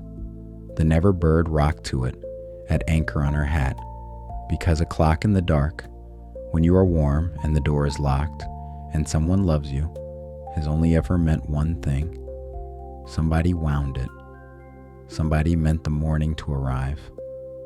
And the music in the captain's cabin paused, and moved his chair a little farther from the window, and went on. Chapter 9. Wendy's story. And now the story the boys loved best, the one this tale has been saving. They begged for it every night, and some nights Wendy said yes. The boys packed themselves into the great bed early, just to be in place. Michael's basket was swung around to face her, and even Peter, who pretended stories were for the others, sat where he could hear. There was once a gentleman, Wendy began. I had rather he was a lady, said Curly. I wish he was a white rat, said Nibs. Quiet, said the bed. There was once a gentleman, said Wendy, and a lady, and their names were Mr. and Mrs. Darling, and they lived at number 14. I knew them, said the first twin, purely to be in the story somehow, and the other boys hushed him jealously, and Nibs said that he had known them too, which was met with the scorn it deserved. They had 3 children, Wendy went on, serenely, sailing over the top of it all, for a storyteller learns to move through interruptions the way a swan moves through reeds. And they had a faithful nurse called Nana, and one night the 3 children flew away to the Neverland, where the lost boys are. The boys loved this part, for they felt they knew the very island, and Toodles whispered that he did believe it was their island, and was so pleased by the coincidence that he had to hold his own feet. And oh, said Wendy, think of the empty beds, think of the mother and the father, and the boys wallowed in the empty beds. That is the exact word the storyteller wants, wallowed. Being sad about the empty beds was the most delicious part of the whole story. Sorrow at no cost, grief with supper already eaten, and on nights when Wendy tried to hurry past the empty beds, the boys asked for them by name. Sadness in a warm bed, the old book knows, is one of childhood's finest entertainments, and no child was ever harmed by it, and several have been improved. But think now of the window, said Wendy, for the mother always left the window open for her children to fly back by. And now, dear boys, let us take a peep into the future. And the whole bed leaned forward, for peeping into the future is the best part of any story, and can only be done in stories. Years have rolled by, said Wendy, in the story voice that makes years roll softly, like marbles across a carpet. And who is this elegant lady of uncertain age, stepping down from the train in London town? Can it be? Cried Nibs, who knew perfectly well. It is, said Wendy. It is Wendy, grown quite tall, and her 2 grown brothers beside her. And see, dear brothers, says the grown Wendy in the story, pointing up through the dusk. See the window, still standing open. And in they flew, grown as they were, for the window had never once been shut in all those years, and the mother and the father were waiting, and there was never a gladder house in London, and they all lived happily ever after. That is where the story ended, every time, and every time the bed sighed with satisfaction. But on this night, out of the shadows by the fire, came a small flat voice. You are wrong about mothers, said Peter. And he told them the only story he had, and it was short. Long ago, he said, he had thought as they did, that his mother would always keep the window open. So he had stayed away for moons and moons, and then flown home, and the window was barred, and there was another little boy sleeping in his bed. Perhaps it was the wrong window, perhaps it was a dream, or a night when a latch had slipped. The old book lets it stand as a mystery, and this room will not press on it, for some pages are tender to the touch. But Wendy looked at Peter's face, and then at Michael, who could no longer say for certain what Nana looked like, and she knew, the way mothers know, that it was time. John and Michael were sitting up in the bed by then, for it had occurred to both of them, in the same breath, and seriously, for the first time, that windows are shut by hands, and Wendy gathered them in before the thought could finish. John, Michael, we are going home, tonight. And the lost boys stood in a row in their bare skins, stricken, until Wendy held out her arms and said the thing that changed 6 lives in one sentence. Come with us, all of you. I feel almost sure my father and mother will adopt you. The bed nearly came off its legs for joy. Only Peter stood apart and took up his pipes and said, airily, that he hoped they would have a pleasant journey, for he was not coming. No one, he said, was going to catch him and make him a man. He wanted always to be a little boy and to have fun, and he played a careless tune while everything he wanted in the world packed to leave, because that was Peter, and the old book loves him too much to pretend otherwise. The packing was the quickest packing in the history of leaving home, for the lost boys owned nothing, which is the saddest kind of traveling light, and also the fastest. They put on their best leaves and stood ready in a row before Wendy had finished saying the word ready. Tinker Bell, sulking magnificently at the honor, was appointed to guide them across the sea. The farewells were said, and Wendy set out Peter's medicine on the ledge, 1 cup, and made him promise to take it at bedtime, every night, and he promised, in the lordly way, that meant the promise was already half asleep in him, and she looked around the little room, one long last time, at the great bed and the swinging basket, at the never tree sawed level for the evening, at the small square of wall that glowed where a fairy kept her rooms, the way a woman looks around a room she has finished loving, which is to say, thoroughly, and taking nothing. Above their heads, in the dark of the wood, the pirates were waiting. Hook had not forgotten the idea, born on the lagoon, but hold this as you drift. No one in this tale is hurt tonight. Every bed in it will be filled by morning. The old book keeps that promise, and so does this room. Chapter 10. The Gentleman and the Clock. It was done with terrible politeness, for Hook had won the night above without a single stroke this room need describe, by tapping the great drum of the island's people himself, slow and steady, the signal of a victory that had not happened, so that the children came up their tree smiling, straight into the politest ambush in the history of the sea.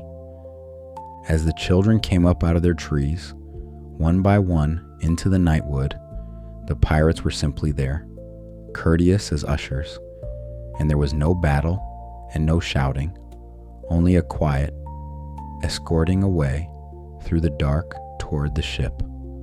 Michael was asleep on a pirate's shoulder before they reached the beach, which tells you the temperature of the thing. Aboard the Jolly Roger, they were made fast, but gently, and Smee tucked a fold of sailcloth over the small ones, muttering that it was nothing personal. Hook himself stayed behind. He found Slightly's tree, which had been whittled roomy, and went down it toward the home under the ground, and at the foot of the shaft a little door stopped him, a door made for boys, with its catch set too low for a gentleman's hand, so that all he could do was look over it at Peter asleep on the great bed, and all he could reach of that whole room was the small ledge beside the door, where the cup of medicine sat. It was the cup Wendy had left, and here the gentleman failed himself. From his coat, he took a small dark bottle and let fall into the cup 5 drops of something bitter that had no business near a boy's bedside, and climbed away up the tree, pleased and not pleased with what he had done. For even as he did it, he suspected it was bad form, and the suspicion followed him all the way back to his ship like a gull.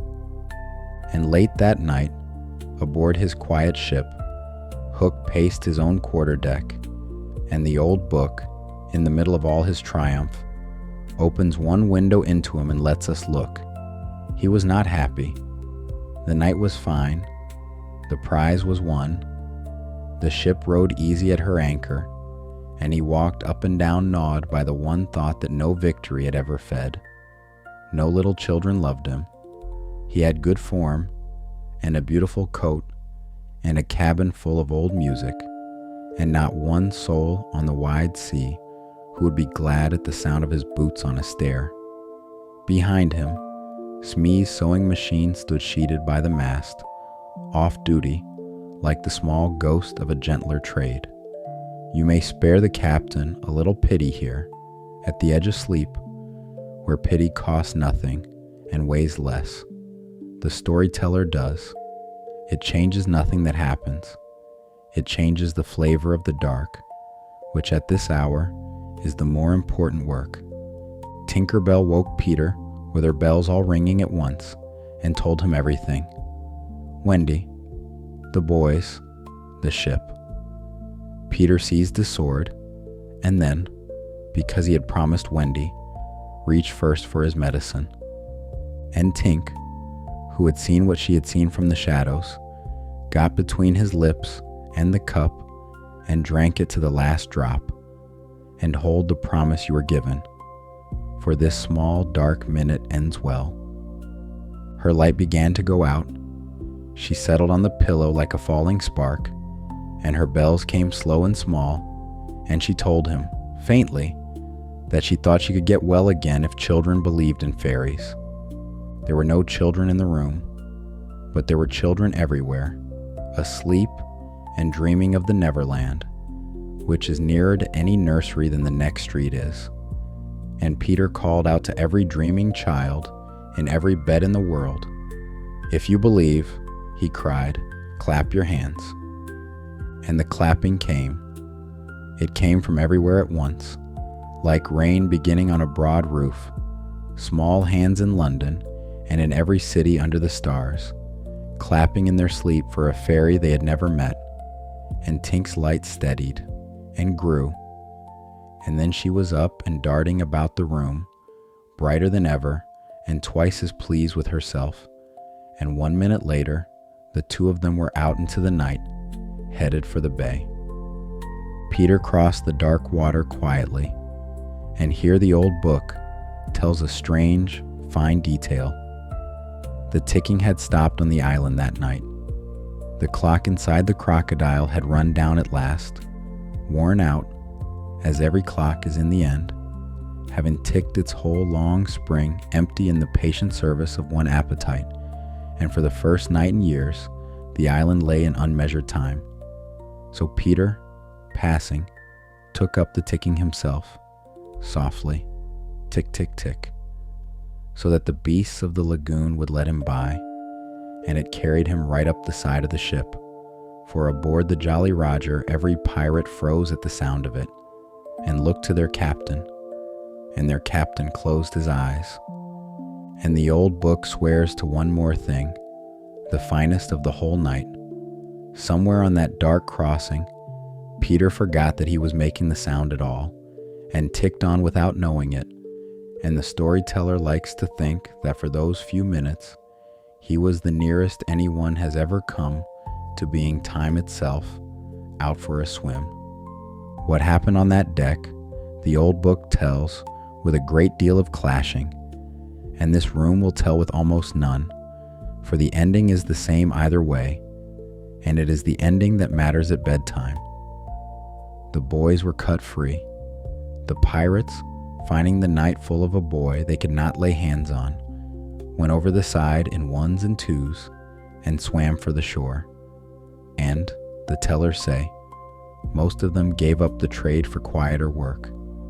Gentleman Starkey waded ashore and was taken in by the island's own people, who considered him carefully and set him to minding their smallest children, which the old book calls a come down for a pirate, and the storyteller calls a promotion.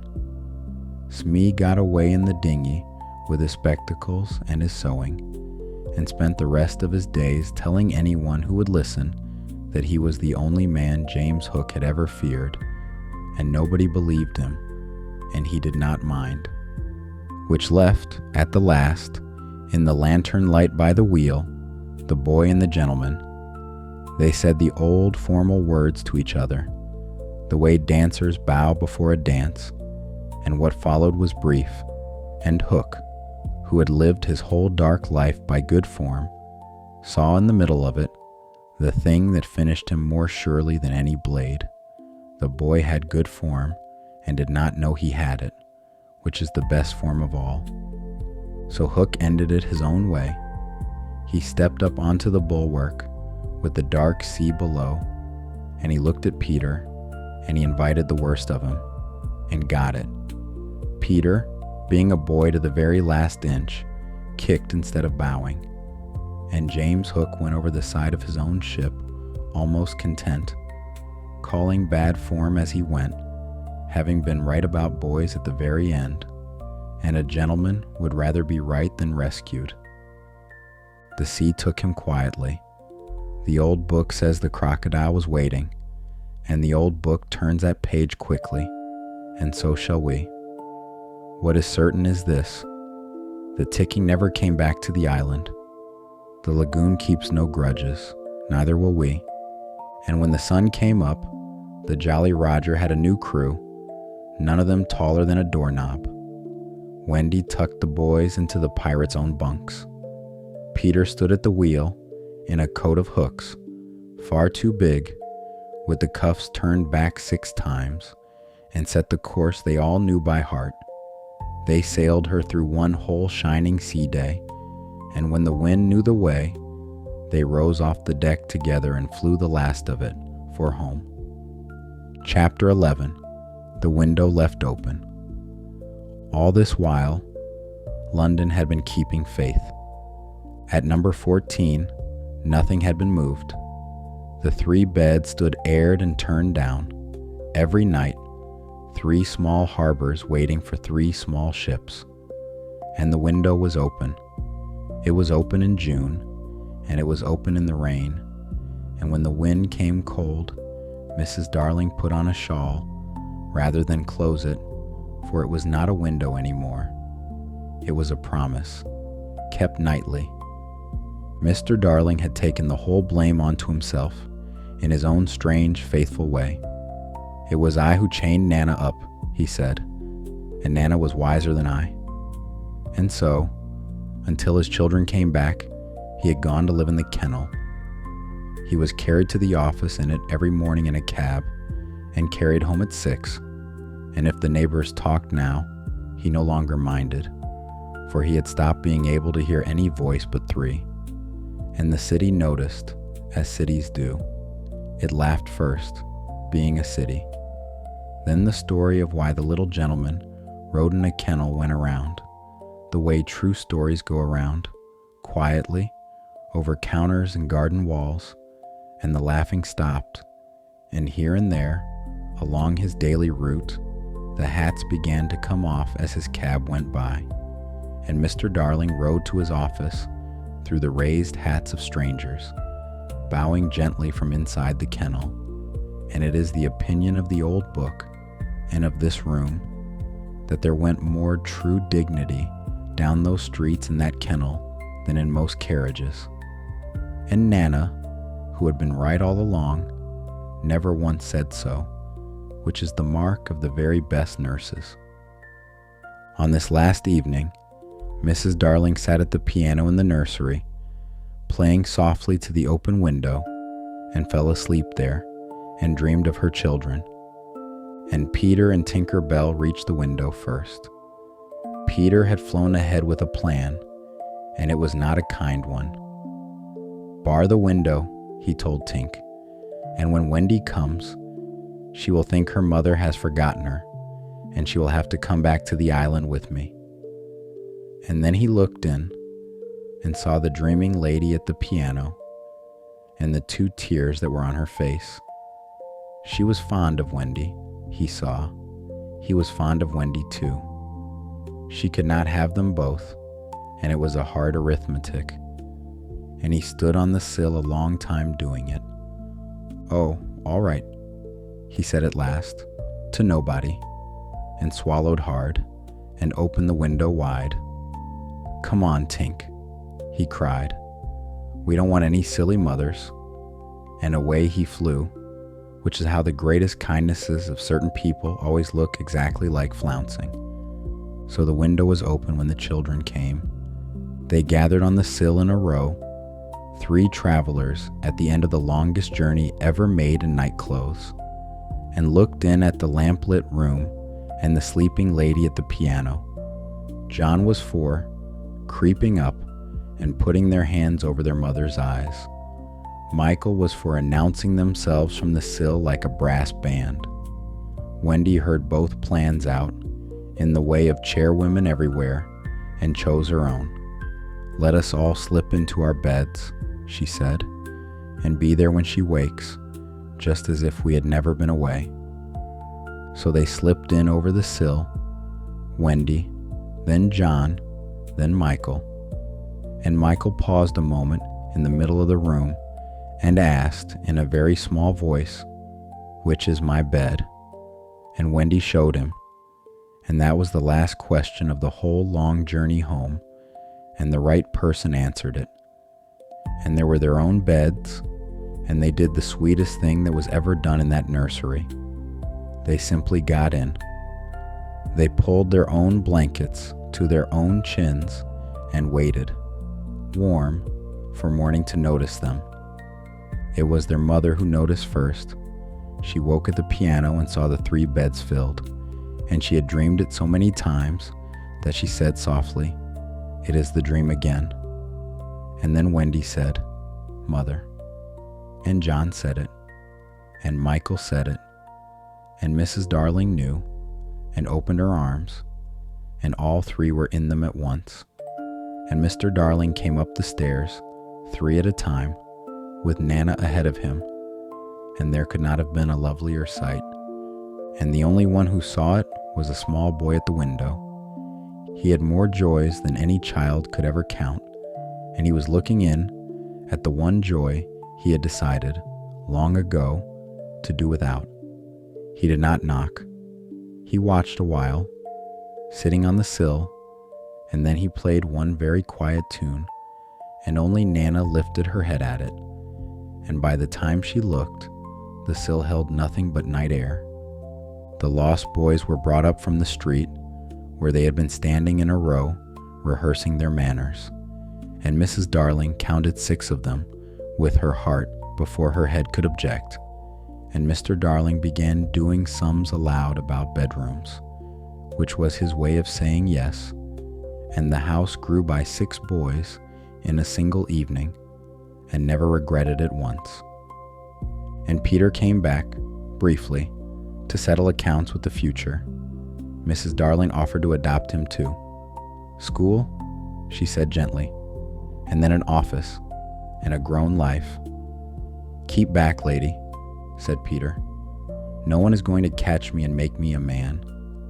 I want always to be a little boy and to have fun." And Mrs. Darling looked at him and understood him better than he knew, and made the bargain his own size instead. Wendy would go to him once a year, each spring, for a week, to the little house to do a spring cleaning.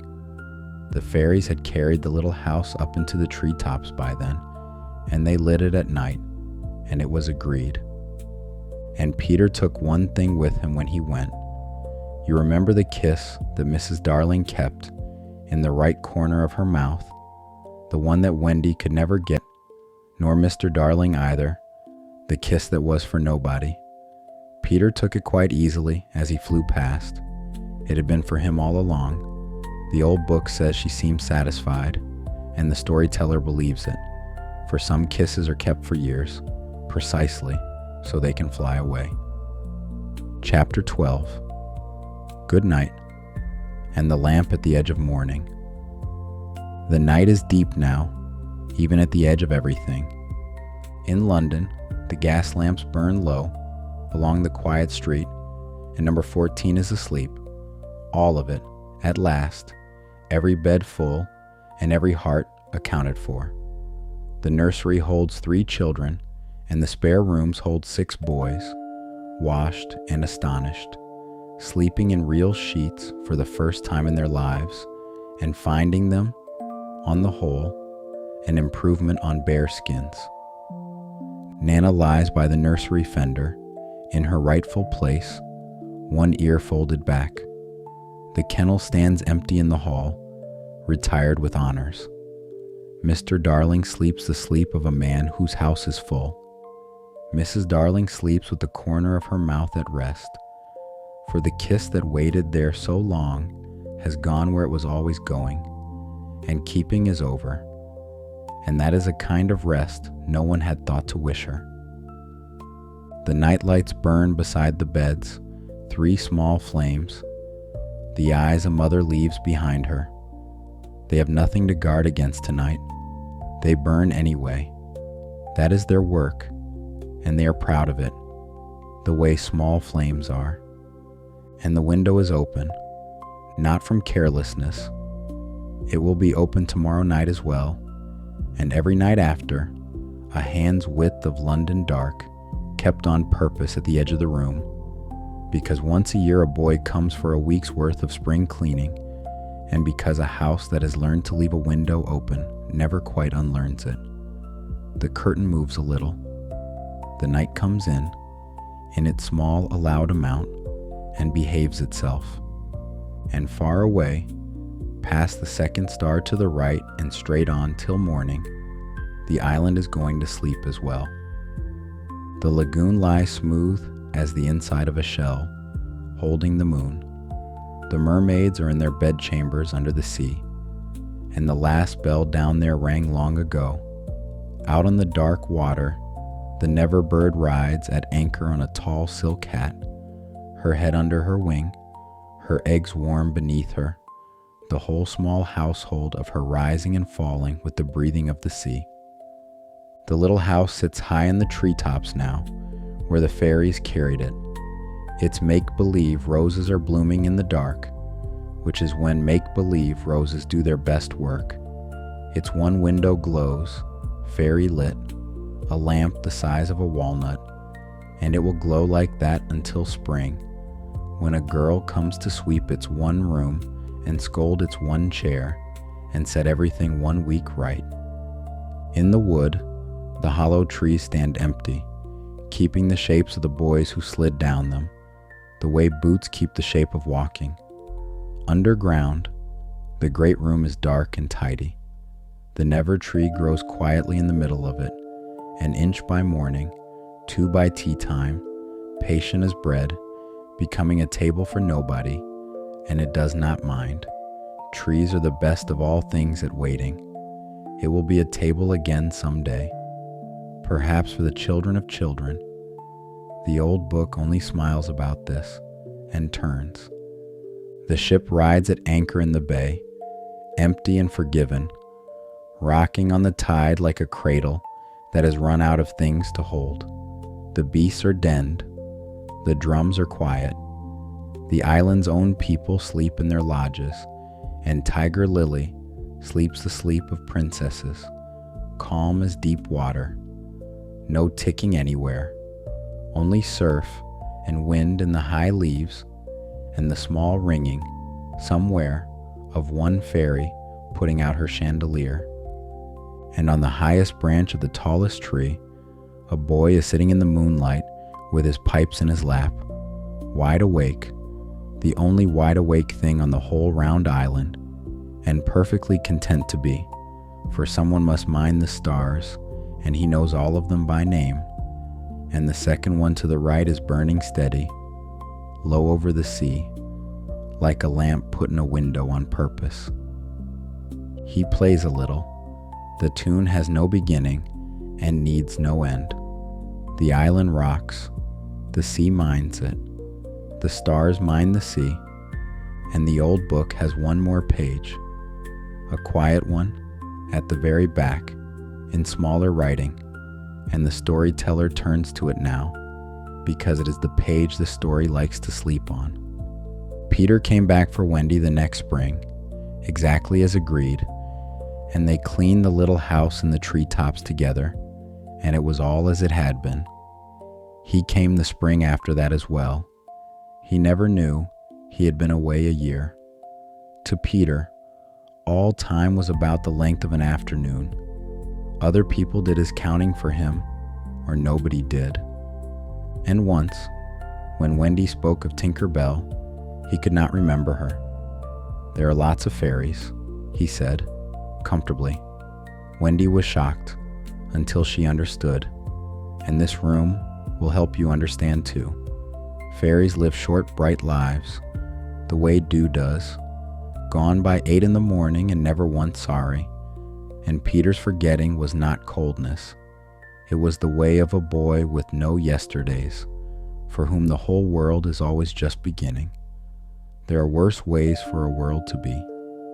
Then there came a spring when he forgot to come at all, and another when he came, and had forgotten so much that Wendy did the remembering for both of them, which is, if you think about it, what she had always done, which is what mothers are for. And the years went by, after that, the way pages turn under a drowsy thumb, several at a time, softly. Wendy grew up. You need not be sorry about it. She was one of the kind that likes to grow up, and she grew up gladly, of her own free will, a day quicker than other girls. And in time she had a daughter, and the daughter's name was Jane, and Jane slept in that same nursery, in the bed nearest the window, and asked questions about Peter Pan at all the right places in the story. And the window, of course, stayed open. And one spring night, when Jane was small, the window blew wide, and a boy dropped onto the floor, exactly the same, all his first teeth still, dressed in skeleton leaves, expecting Wendy to fly away with him for the cleaning. And Wendy could not come. She had forgotten how to fly, the way grown people forget, gently, without ever noticing the day it happens. She could only sit by the fire, grown and warm in the firelight, while the boy on the carpet cried without understanding. And Jane sat up in her bed and said, "Boy, why are you crying?" Which is where you came in, a whole night ago, if you remember. The same words, at the same window. The old book smiles as it writes them down the second time, because it knew from the first page that this tale was round, a tale shaped like the turning of years, like a lamp relit each evening, like a window opening, and opening and opening. So Jane flew with him to the Neverland that spring, with her mother's blessing folded warm around her, and swept the little house, and came home safe as promised, for the window promise held in that family now, the way other families hold, to a name or a nose. And when Jane grew up, in her turn, she had a daughter called Margaret, and every spring, except the springs when he forgets, Peter comes for Margaret, and Margaret tells him stories about himself, and he listens, the old book says, more eagerly to those than to any other stories in the world. And when Margaret grows up, she will have a daughter too, and so it will go on, spring after spring, window after window, so long as children are gay and innocent and heartless, which is the old book's own last word on the matter, and a gentler word than it looks, for it belongs to children whose hearts are not missing, only brand new and still learning what to carry. But all of that lies many springs away from tonight, stacked and waiting, the way clean linen waits in a cupboard. Tonight, there is only this. And in London, the nursery fire settles, softly, coal by coal, and Nana sighs in her sleep, and the 3 beds and the 6 bare beds rise and fall,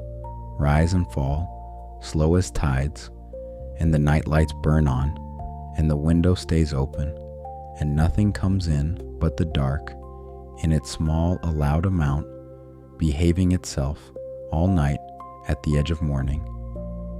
The storyteller closes the book, but slowly, the way a door is closed on a sleeping house. The lamp is turned low. Whatever became of them after, they are safe now, and so are you. The lantern will be lit again. There are more tales in the old book than there are nights in a year. Good night.